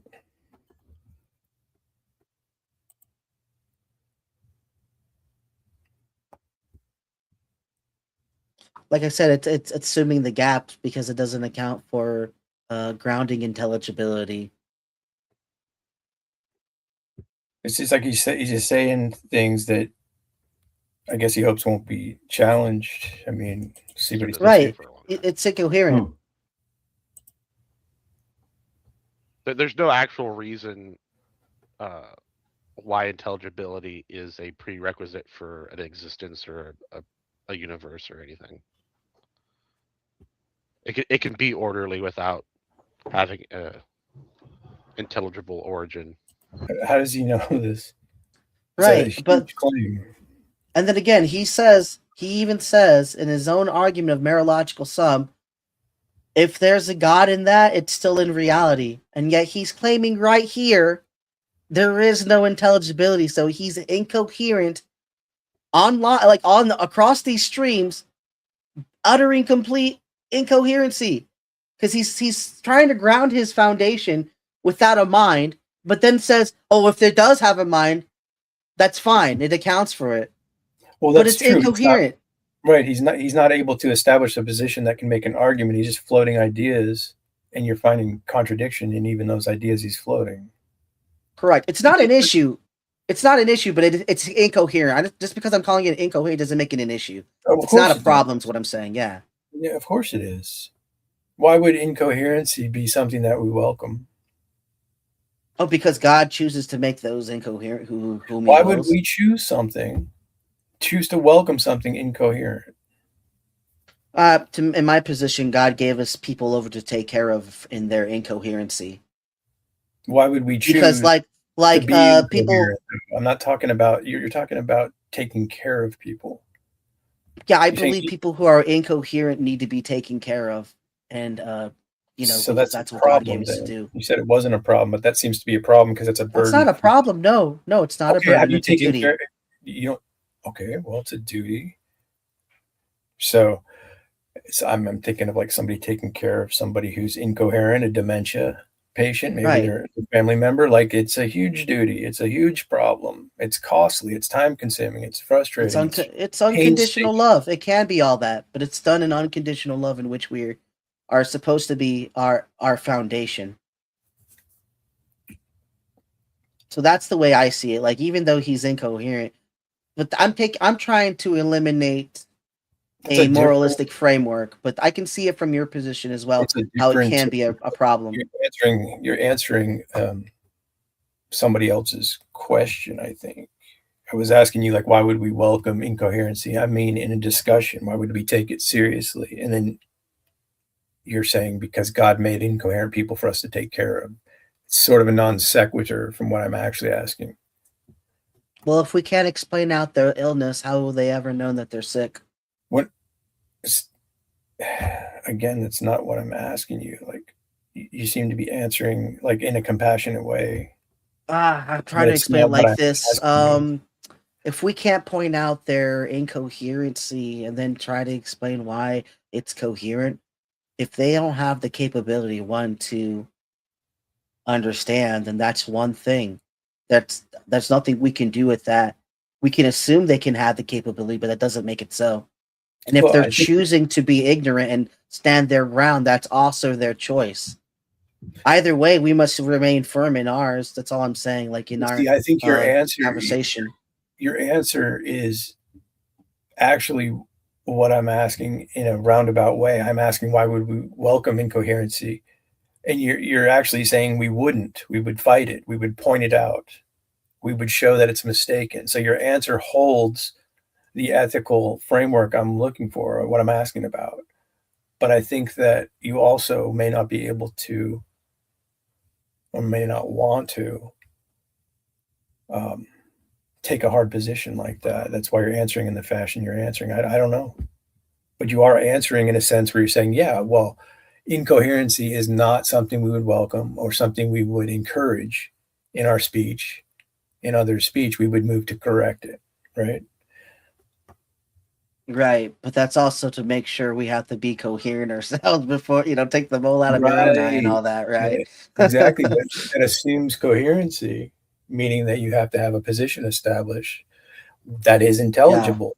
that comes from an authority that created an intelligible, coherent world that we can operate in.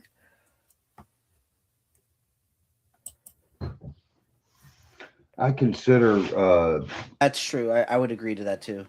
I consider presuppositional apologetics to be a type of a rational security. I gotta blanket. go. If you want to continue reviewing this, you can.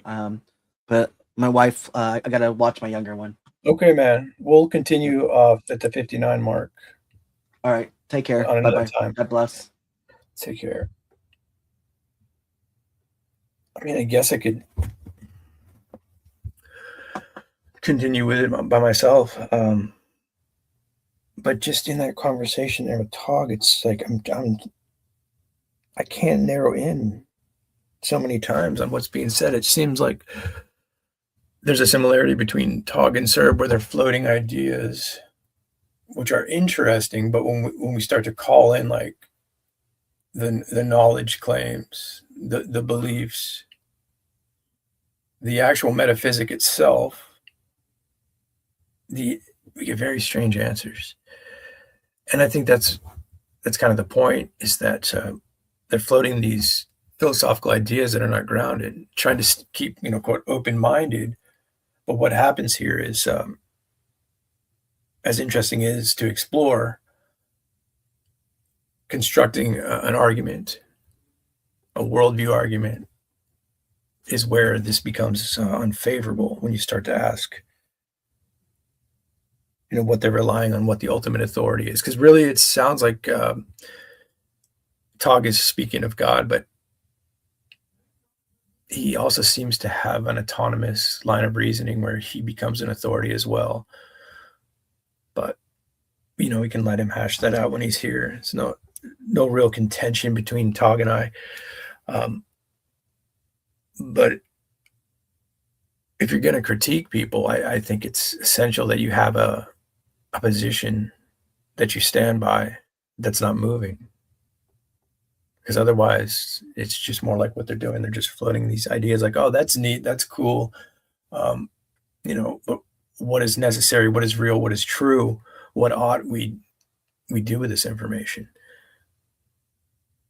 The ethic seems to be lost in these types of conversations, or just suspended in a sense, or minimized to, oh, well, that's what you think is valuable. And, that's your choice, which is subjectivizing it.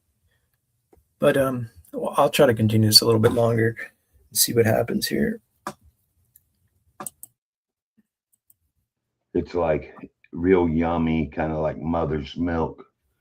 And so He's I talking would agree about, to that okay, too. so he's talking about presuppositionalism. So Tommy I don't think he understands it. So he tends to give like a general description of how, let's say, how a presuppositionalist is operating within comfort or within his own agenda. I don't know why after all this time he doesn't understand the point of arguing in this way, but perhaps he does and just doesn't like it. I consider presuppositional apologetics to be a type of a rational security blanket.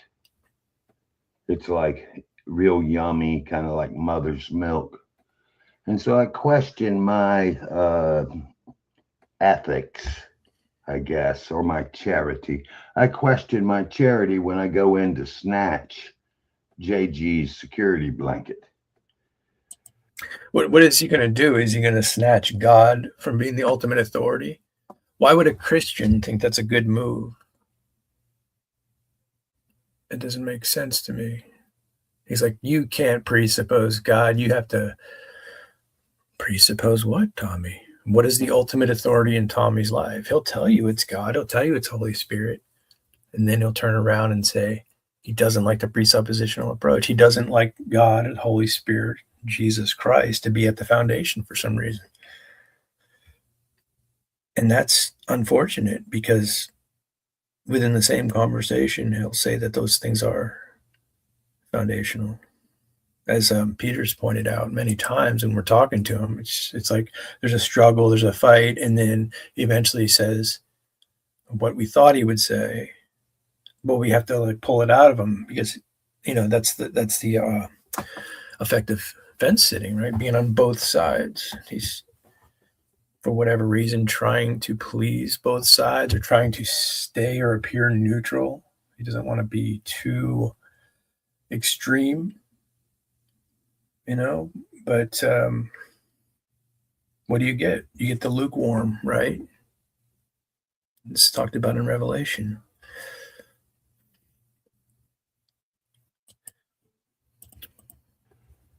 But Darth, no, I don't question my charity or ethics about. So is he saying that my approach gets him to at least question his ethics, but Darth's aggressive approach, he's cut off to? Maybe he's saying that. That sounds like something he would say. And if that's the case, I appreciate that. Because I would agree that Darth is so abrasive that he doesn't get through to his interlocutor. Although, after reviewing him more recently, I'm starting to see a lot more. I'm seeing the strength in his argument, the strength of him staying where he is and not letting the atheist deviate. And I'm seeing how the atheist deviates and plays games in many different ways, which are all really the same thing, just playing a game, dressing up ideas that they can't answer, saying things a little bit differently. So there's a lot of value in watching Darth interlock with other people, like him or not. There's value for everybody there, I would say. Especially if you put aside who you like and you don't like. That's going to be key. Like when you're trying to seek what is true, and where does what you like and prefer come into that equation? Darth. But JG, he seems like a newbie. And what good does it do? He's got the greatest thing since sliced bread. So he's saying that I just don't know any better yet. Well, I would have thought maybe a compliment is squashed, perhaps, but I'm going to do fine either way, whether Tommy talks highly of me or lowly. It's fine, But what is he actually saying? What is the substance of what he's saying? It sounds like he says, I don't like presuppositionalism. I like JG a little more than Darth. JG seems new at this. Okay. He just loves it. Yeah, there's lots of reasons why presuppositional apologetics, or just presuppositions on this level, right? Not even just religious ones, are bad. Presupposition bad. So when you get into a claim like this with Serb, he's just made some sort of ethical claim, hasn't he? They have to be bad based on some sort of standard. Now, this is where you're going to get the runaround with moral relativism, right? He's going to give you examples of why people think things are bad. And then you say, well, that's just their preference. And you keep going with this conversation and it just goes into a circle. So ultimately, he's just saying some presuppositions are bad because of a reason that I feel that seems to be the case in my observable five-sense reality, which just puts him as the authority on what is good and bad. And this is not conducive to getting to the truth of any matter. This is just a personal perspective on good, bad. Like that's where I would go in this conversation. What happens here? And presuppers, Christian presuppers, I mostly use it as a way to browbeat people that don't agree with them, that don't know much about philosophy. That's the only thing. Used a browbeat. I mean, you could use it. Darth Dawkins does, but I think the point is to navigate. Okay, typically you get an atheist versus Christian. The atheist is like, "Oh, I don't think God exists. I'm not convinced." when you know how to challenge presuppositions and assumptions, well, you're saying, well, that's fine. You can believe that, and you can assert that. But I want to know what your standard is. What's your standard of truth? What is the ethical system you rely on? How do you know things? There is a methodology to this that's very important. So when you start questioning these things, that's where you get presuppositionalism bad. They don't want to talk about these things. They have arbitrariness as a foundation. The metaphysic becomes it just is. Reality is reality. It just is.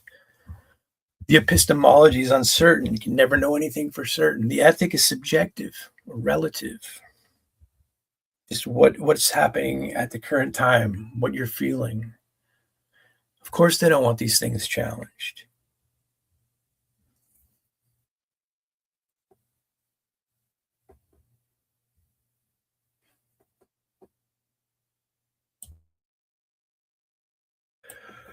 Hey, what's up, P. Mars?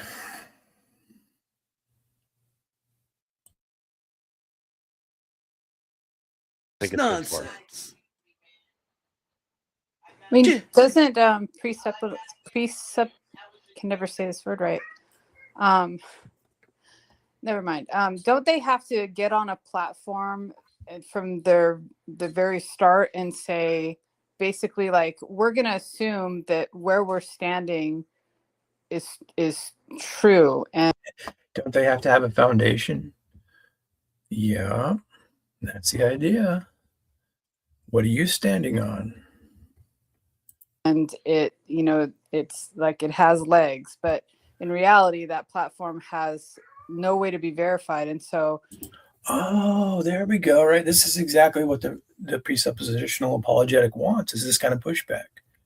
The assumption that they have that we have no legs to stand on, right? So this gets into how they know that, which ultimately she doesn't. She's asserting this, and she wants things to be verified, right? She's going to go into sort of an empirical claim, like how do we touch it? How do we see it? But the very things that we're talking about in our foundation, in these transcendental categories, cause, causality, meaning, value, purpose, these are not things that we experience or point to and test in the natural world. These are assumed metaphysical categories.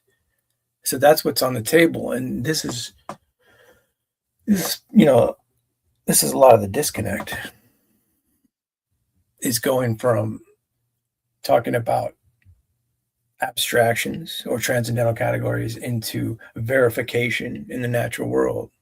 You've got to point out to the unbeliever that they're trying to say that all things are solved in the same manner, and that manner is through empiricism. But if you think about that, even the claim at face value, like, that's a philosophy that's not empirically verified, that they're trying to position as what is and isn't meaningful in all reality. it's only like for pondering. If this is true, then all these other things can be true. But then, since we can't confirm that our very foundational thing is true, like, we really don't have any position at all. Yeah. Over the last 30 years, they've learned. So she just decided they don't have a position because she can't verify it. But when we go to verify her position, she's going to take us to the laboratory and show us where it is. I mean, she said nothing. Like, we really don't have any position at all. Yeah. Over the last 30 years, they've learned not to say it, but they used to say and point out exactly what the position was, which is it's a dogmatic assertion. It falls to that prong of the trilemma. We know it's dogmatic. We know that faith in God, faith in Jesus Christ, is a dogmatic position. We assume that the human condition is dogmatic. We know that the argument is circular because it goes back to God. It's a meta level argument. It's an argument for the paradigm, the Christian worldview. So saying that it falls to a dogmatic assertion or circularity, pointed out by Agrippa and Agrippa's trilemma, the Munchausen trilemma. Okay, so those people noticed that the human condition asserts those things. Is that an authority? Is that a problem? Well, let's see. Because remember, for anybody to point out that these things are a problem, to make an assertion, like we had Halsey talking, now we have Serb talking, they have to have a foundation to stand on to point out the problem with our foundation. That's what the point is to figure out what that is. Because the more I have these discussions, the more I realize they have no idea what it is. They were just assuming it and hoping you wouldn't ask. Right. But instead of trying to think past that, that's just where they start at and go, okay, it's true, and go from there. Right. It's a very simplified way to look at it. Like, oh yeah, if we say God is true, then we can win. Like, this is a very simplistic view of what's happening in presuppositionalism in the tag argument. But that's what happens is they want to reduce it because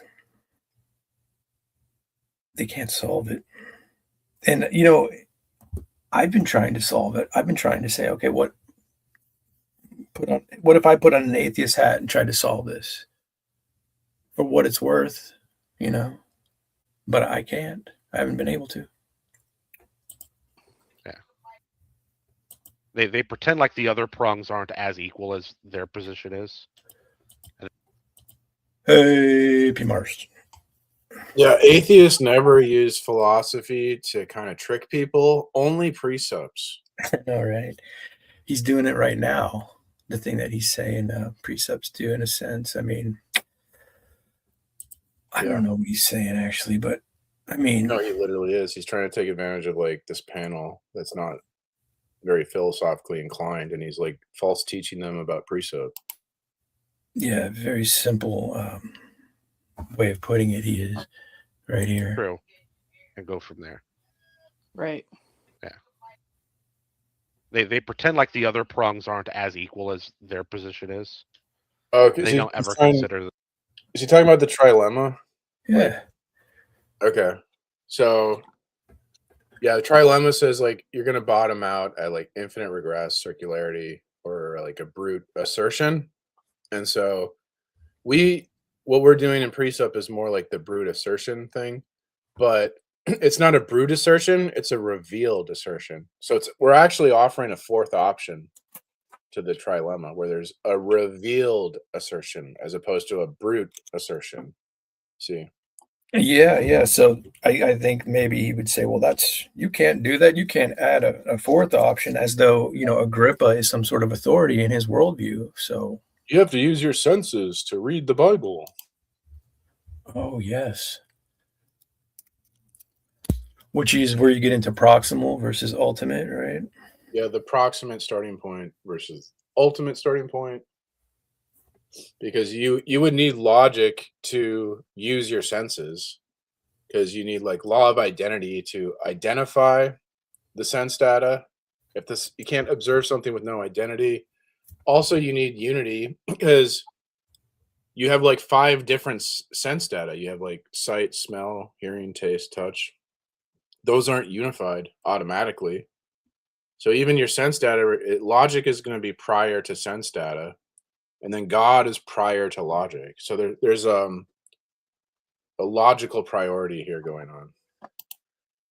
Yeah, they seem to forget that they're presupposing logic in the utility of their sense data somehow. That does need to be re-expressed and brought up more often. They're thinking chronologically, not logically, right? They're thinking, well, chronologically, I start with my senses. Well, that's true. But logically, your senses don't come before the law of identity. Yeah, right. That someone could have a better assertion than theirs.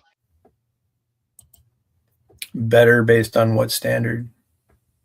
It's going to be the same question all throughout this. The bests, the betters, the good, the bad that's being asserted. Like, what standard is in place here? Bonson says like pretty much half the work, like 80% of the time or 90% of the time, we can just go by what objective standard. And that's pretty much all we have to do. Yeah, that is the simplified version. There's nothing there for them. Or I think another simple question, when they go, oh, I could have this view, I could have that view, they do that. You could say, what makes that view true in a non-arbitrary way? And see, that question will work on all their responses. You can just always go to that, no matter what, Phil babble they give you. Yeah. How is that true in a non-arbitrary way? Yeah, remember, that's a good question. How is that view true in a non-arbitrary way? Yeah, that is a good question. What makes it true? I've heard the argument that somehow, like God is just the most logical thing, and they have to assume that it's true. Like to them, that's the most logical possibility, the most probable possibility. No, the presuppositionalist is not arguing from probability. That's incorrect. That's right. And they can't see any other possibility as well, even possible besides God. Well, the argument is to the impossibility of the contrary, though it's not an argument based on probability. Yep. So, well, okay, here's a common one. I think I pointed out to Tog yesterday or today or something. They're going to say the universe is intelligible, so it has to start with a mind. Right? That would be the ultimate grounding. But they never think for a second and go, where you have God, and we're talking about his mind. Okay, so God has a mind, but then that would make the mind grounded by there being a God. Therefore, the mind isn't actually the presupposition anymore. They don't even think. What? That was just, they're using philosophy to trick people who don't know philosophy. What the hell is that right there? That was garbage. I mean, I can try to listen to it again. He's trying to make an assertion that there's a mistake being made, right? Ultimately, He's not saying anything there. he's implying that there's some sort of mistake or oversight. But how he understands that to be the case, how he can back that up non-arbitrarily, let's say in the domain of ethics, how we ought not do that is going to be obviously a problem. Let's see. Is intelligible. So it has. Okay. They're going to say the universe is intelligible. So it has to start with a mind. Right? That would be the ultimate grounding. But they never think for a second and go, where you have God, and we're talking about his mind. Okay, so God has a mind, but then that would make the mind grounded by there being a God. Therefore, the mind isn't actually the presupposition anymore. He's thinking we need to ground God, but this is like a misunderstanding of what it means. Like the whole point of a ground is it's the terminus, it's the terminating point in like justification. Otherwise, it's not a ground. So if you go like, well, what grounds the ground? Well, then it's not the terminus point. It's supposed to be the termination of justification. Justification has to stop somewhere. Where does it stop? It stops at the ground. So to go, well, how do you justify the ground? Well, then now it's not the ground, you see? Like it's a fundamental misunderstanding of what it even means to be the ground. It's like, like what's the Supreme Court of the Supreme Court? Yeah. Who's the president? Right. President Trump. And that's why he's leaning on dogmatism and the trilemma, as though that's again a problem. Whatever he's leaning to is he's pointing out this is a problem. He's implying that they didn't think through, they didn't consider this. But for him to actually make a case, it's going to be like, well, I'm not saying you're wrong. It's going to be a backpedal. I'm just saying, what about this? What about that? And then it becomes, well, what about it? What is your actual position?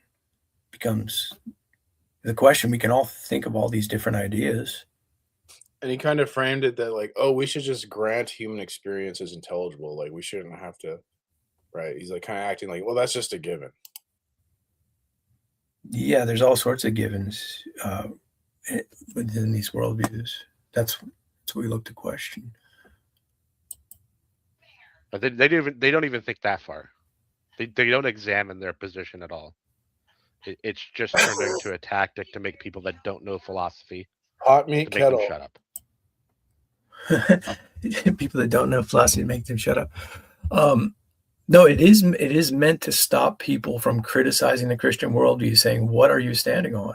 Yes, that part's true.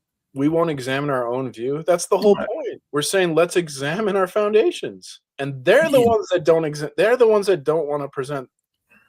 So, like yesterday, I debated this guy on precept, and I find out today he's a Christian. I'm like, what the? How come I didn't know you're a Christian when I was debating you and I was asking for your worldview? He wouldn't even give me his worldview as a Christian, so-called. He's not. He's obviously crazy kook Christian, but yeah, it's like they never, even that so-called Christian guy wouldn't give me his world. They don't want to. So it's like, who's really afraid to examine their beliefs? The people that's putting their belief on the table and offering a challenge, anyone to challenge my belief, or the person who refuses to even offer a candidate, an alternative candidate. Yeah, I don't think that helped him to say that presuppositionalists don't analyze their own view. Yeah, it's That's totally the basis of being able to analyze other people's views, is that you have yours established and in sync. Yep. Well, there's also the involvement between the theological mind separation from what we call our mind. So their mind, in the theological sense, isn't the same degree to what we would like a creaturely mind versus the godly mind. So there is this distinction in with that. Yeah, but it wouldn't matter. It's just a relationship of object to object. It just wouldn't matter. So he's denying the creator-creature distinction because it wouldn't matter. It's just an object to object. According to what? There's this mystery philosophy that's able to make such a grandiose claim about what matters when it comes to God and his creation. You don't even have to call it a mind. So he's saying base reality doesn't need to be a mind. You don't have to call it a mind. It doesn't matter because he said so. But then if so in philosophy you need a mind for like aboutness or intentionality. For something to be about something, there has to be a mind involved. Because like physical things aren't about anything, right? Like a rock isn't about anything else. It's just a rock or whatever. It doesn't. Yeah, how's he making these determinations without a mind? But then like the laws of logic are truths that are about something, like truths about truth. So that's like aboutness, intentionality. So so basically what I'm saying here is, so when he goes, well, the most fundamental reality is not a mind as opposed to God, who is a mind, right? Well, then if fundamentally there's no mind, that means what we call like reason or what we call minds, it reduces to like a blind process. So whereas like a Christian, there's a mind that guides and directs our human reasoning. So our human reasoning is aimed at truth. Well, in their view, if there's no mind at base reality, there's no reason to think that their own reason is aimed at truth as opposed to like just survival or something. Yeah.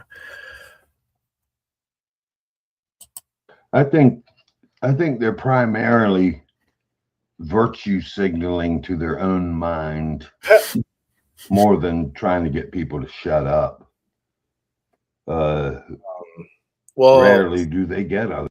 When we say like Bonson says we're to shut the mouth of the unbeliever, it's not like literally shut them up. It's just to show that given their own view, they couldn't even like debate us because debate would be unintelligible. Yeah, they're coming in with this like Tommy gun making all this noise, and then you're pointing out that they're just shooting blanks, really. Other people to shut up before they declare them to be substandard in some way or dishonest. Well, I think it's a self-comfort thing. That's the best I can make of it. Pre-sub. it might be more and more now. Weird. Originally, it was just a tactic to These make Christians people- that hate precept. I wonder. I don't get it. Because they don't like the idea of presupposing God. They like their autonomous reasoning to find God. They're still in intellectual rebellion. Yeah. I think the forms of sums in which I was kind of describing earlier, and you were are abstract sums and spatial temporal sums. And spatial temporal ones are, I think, what you mean by it needs the location, otherwise they're just scattered. But this is the whole, in that's kind of where I was going with in the argument that you can have all the cake ingredients, but those cake ingredients don't make up cake.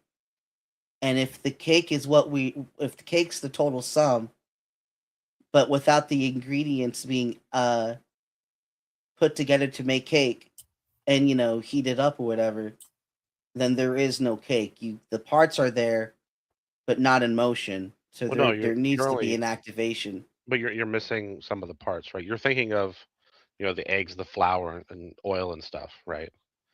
But there's also the moving of all those objects, how those objects got there. The whisking of the objects, mixing the objects, cooking the objects, forming the No, objects. that's not all. moving the That's what I'm saying. Even all that's being included. I'm not. No, once you include all those things, you do end up with cake. Yeah, there's a problem though. Like again, the problem is the actualization of that, because it's also actualized that may not happen. Wait, You can have the ingredients, but what it do you may mean not may? be a cake. What do you mean? That's Are we interesting. talking about from the point of view of everything, from reality? Okay, what do you mean by may there? That May it not- does not happen. Like you can have the. What is he say? Are we talking about the point of view from reality? What is that? What is he? Well, Tog was talking about actualization, which is interesting that Tog is bringing this up. But that's yeah, like what would actualize the preconditions? Well, are we talking about from the point of view of everything, from reality? Okay, what do you mean by may? Are we talking about the point of view from everything? What point of view is that? The universal point of view. I don't know. Is that the substance behind some of these claims aren't even making sense? Are we talking about from the point of view of everything, from reality? Okay, what do you mean by may there? That it does not happen. Like you can have the ingredients on the table, but never make a cake, even though you would expect there to be a cake. Oh yeah, right. So that sounds like from That's a actually a good way to think about it. He's saying like you can have all the ingredients for the cake, but you don't get the cake until it's actualized, right? Mm-hmm. What actualizes the cake? Well, the human, right, who makes the cake. Well, what actualizes these other things, like anything that exists, or logic, or cause and effect. Yeah, the cake's a good analogy for preconditions into the actually unifying of cake. What's that? I'm gonna write that down. W. Tog. Unexpected. Nice. right. If there's a cake or not a cake, whatever it is, that's right. what it is. Just like the idea that if the cake is going to be the end result, that is also a perspective. It has not yet happened. No, from the point of view of of reality, as in the everything. No, it's not, because no, it's view also a perspective. It has not yet happened. No, from the point of view of reality, as in the everything. From the point of view of reality, as in the everything. What is the substance in that statement? He kept saying that. Like I thought he misspoke. Yeah, right. Like he's saying it again, right? Like he's not misspeaking. Like what is he saying here? What's the substance? The point of view of reality, as in the everything. What point of view is that?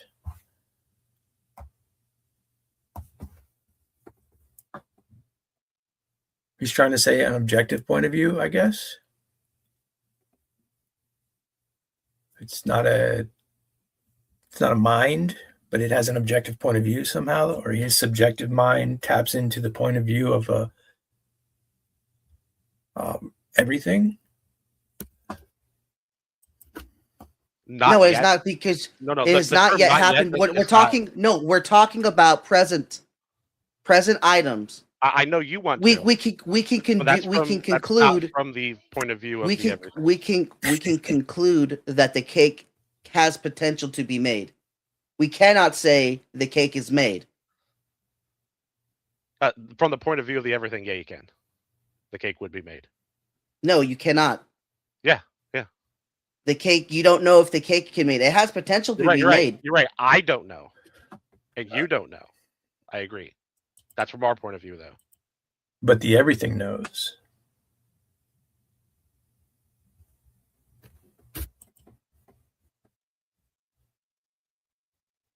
I remember hearing someone say just within the last couple of days that since we have the potential for God, then God is true.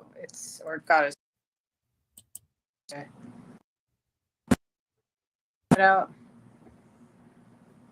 We don't need to confirm. Okay. I can't tell if my mic is on again. Is it still on? It is. It is right now. Yeah. It's on, yeah. Cut out though, right? For a second. So annoying.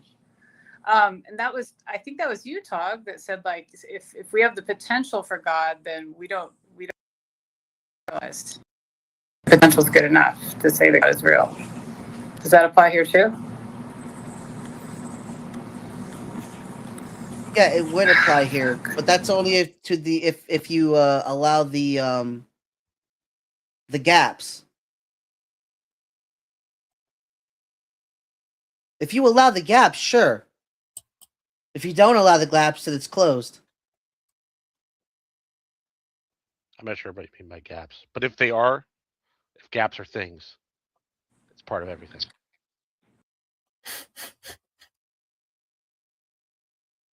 It's an all-consuming thing. There's no escaping it.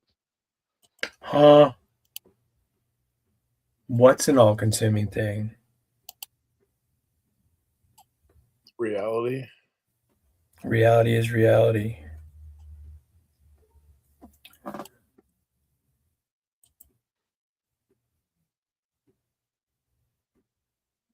Yeah, it could be unfalsifiable. That's fine, and it could be incoherent, and that's fine.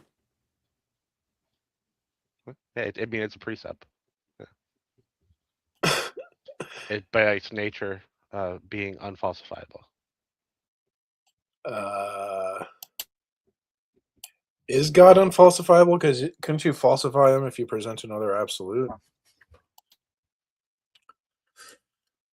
Well, if they're going to say it's unfalsifiable and then ask for evidence, what are they doing there? They seem to. Well, you could have evidence that's not. I don't think all unfalsifiability is like one criteria to demarcate between like. The idea was to demarcate between good science and bad science. It's to attack the problem of demarcation in science. So it's just like one criteria. There's other criterias. And like not all things in science are unfalsifiable anyways. Like I probably shouldn't say. I think like probably psychology isn't really unfalsifiable. Or I mean falsifiable. Well, it's not considered a hard science though. That's true.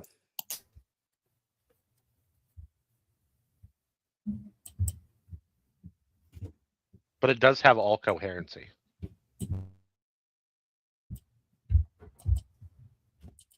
But you could have like a coherent epistemology.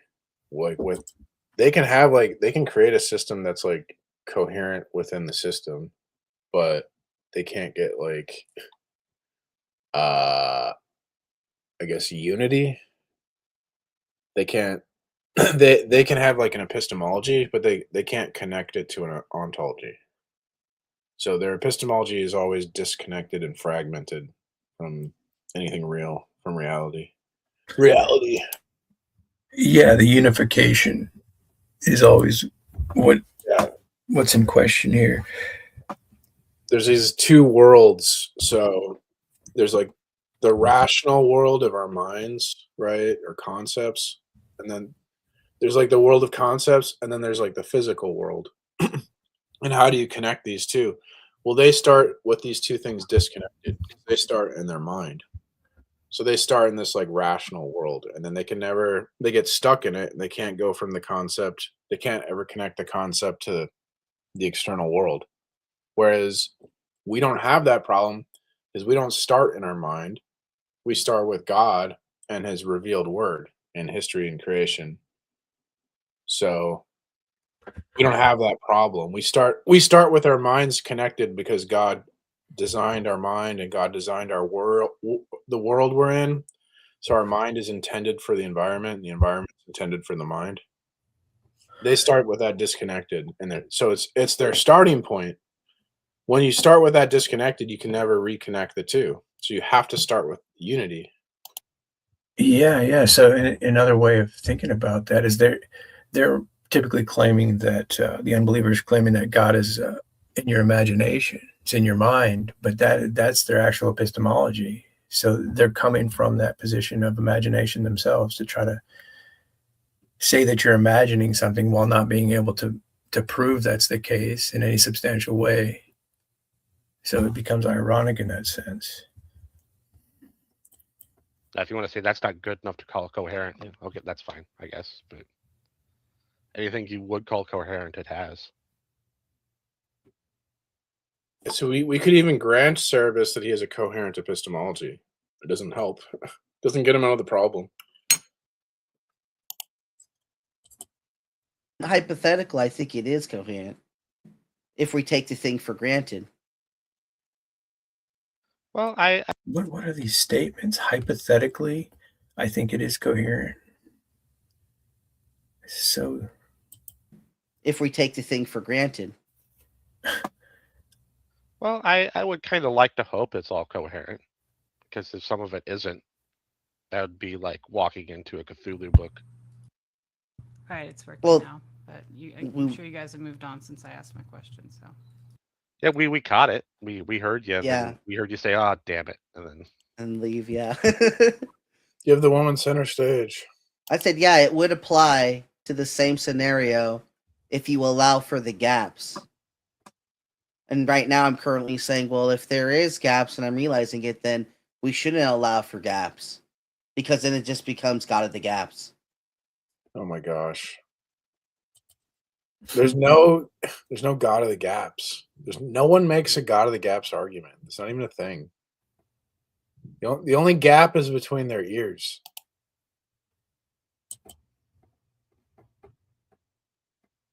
Fine. It's fine to have God of the gaps. It's just what it is. Oh, Todd said it's fine though. It is what it is. So solved it. Just like that. Yeah. Well, look, Tog did pretty good with that cake thing, so let's give him some grace here. Give him a slice of grace.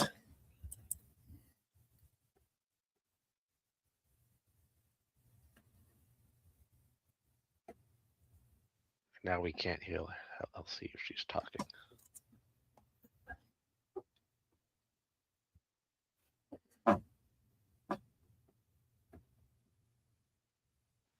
Is her like mic breaking, or is just Restream terrible with her computer? I don't think it's just Restream. I think it does it in certain StreamYards also.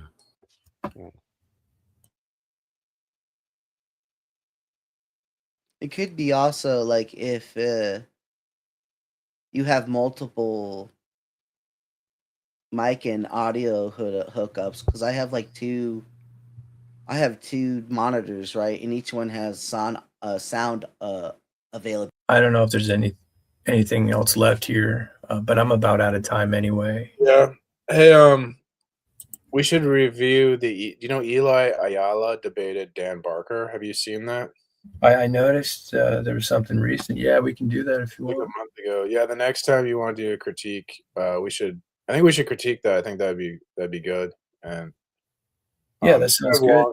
Maybe we can do it in a couple parts or something if it takes too long. But Yeah, I'm down for that.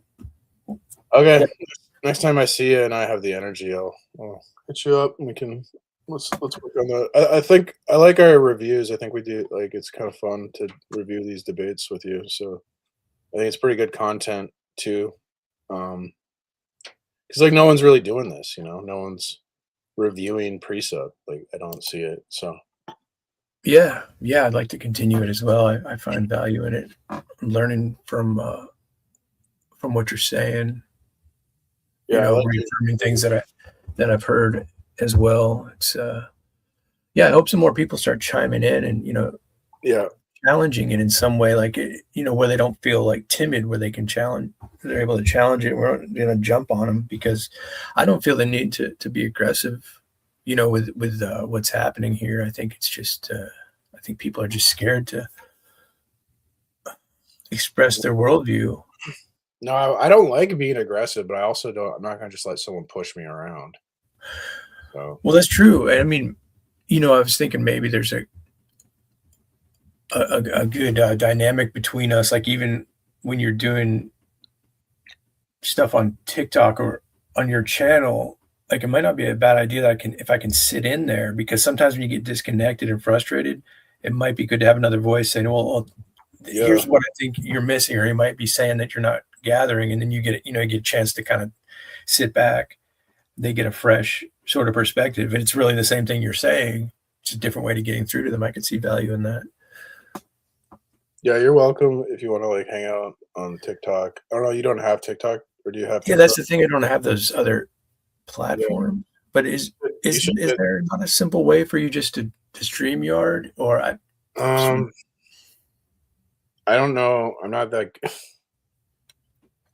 good technically. I think that just if you could just get the app and then come on to my live, that would be the way to do it. Really, I don't know how else to do it.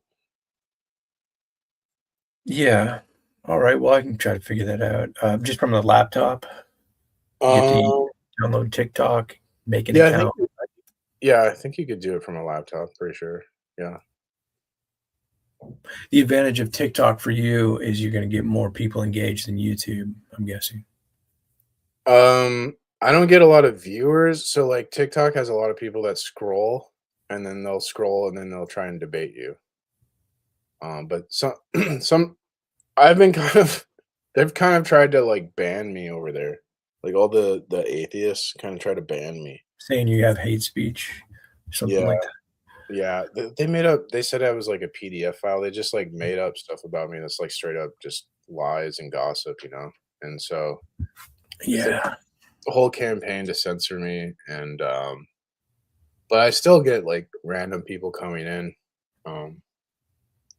So yeah, you can come over there. I'm trying to like build it up more.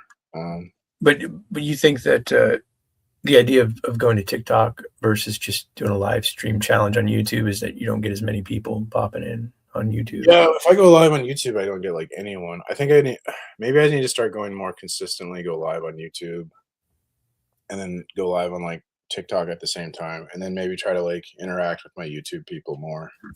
I'd like to be doing YouTube lives more than like TikTok, but then YouTube doesn't really have the randoms. Like the good thing about TikTok is it puts you out to all the randoms.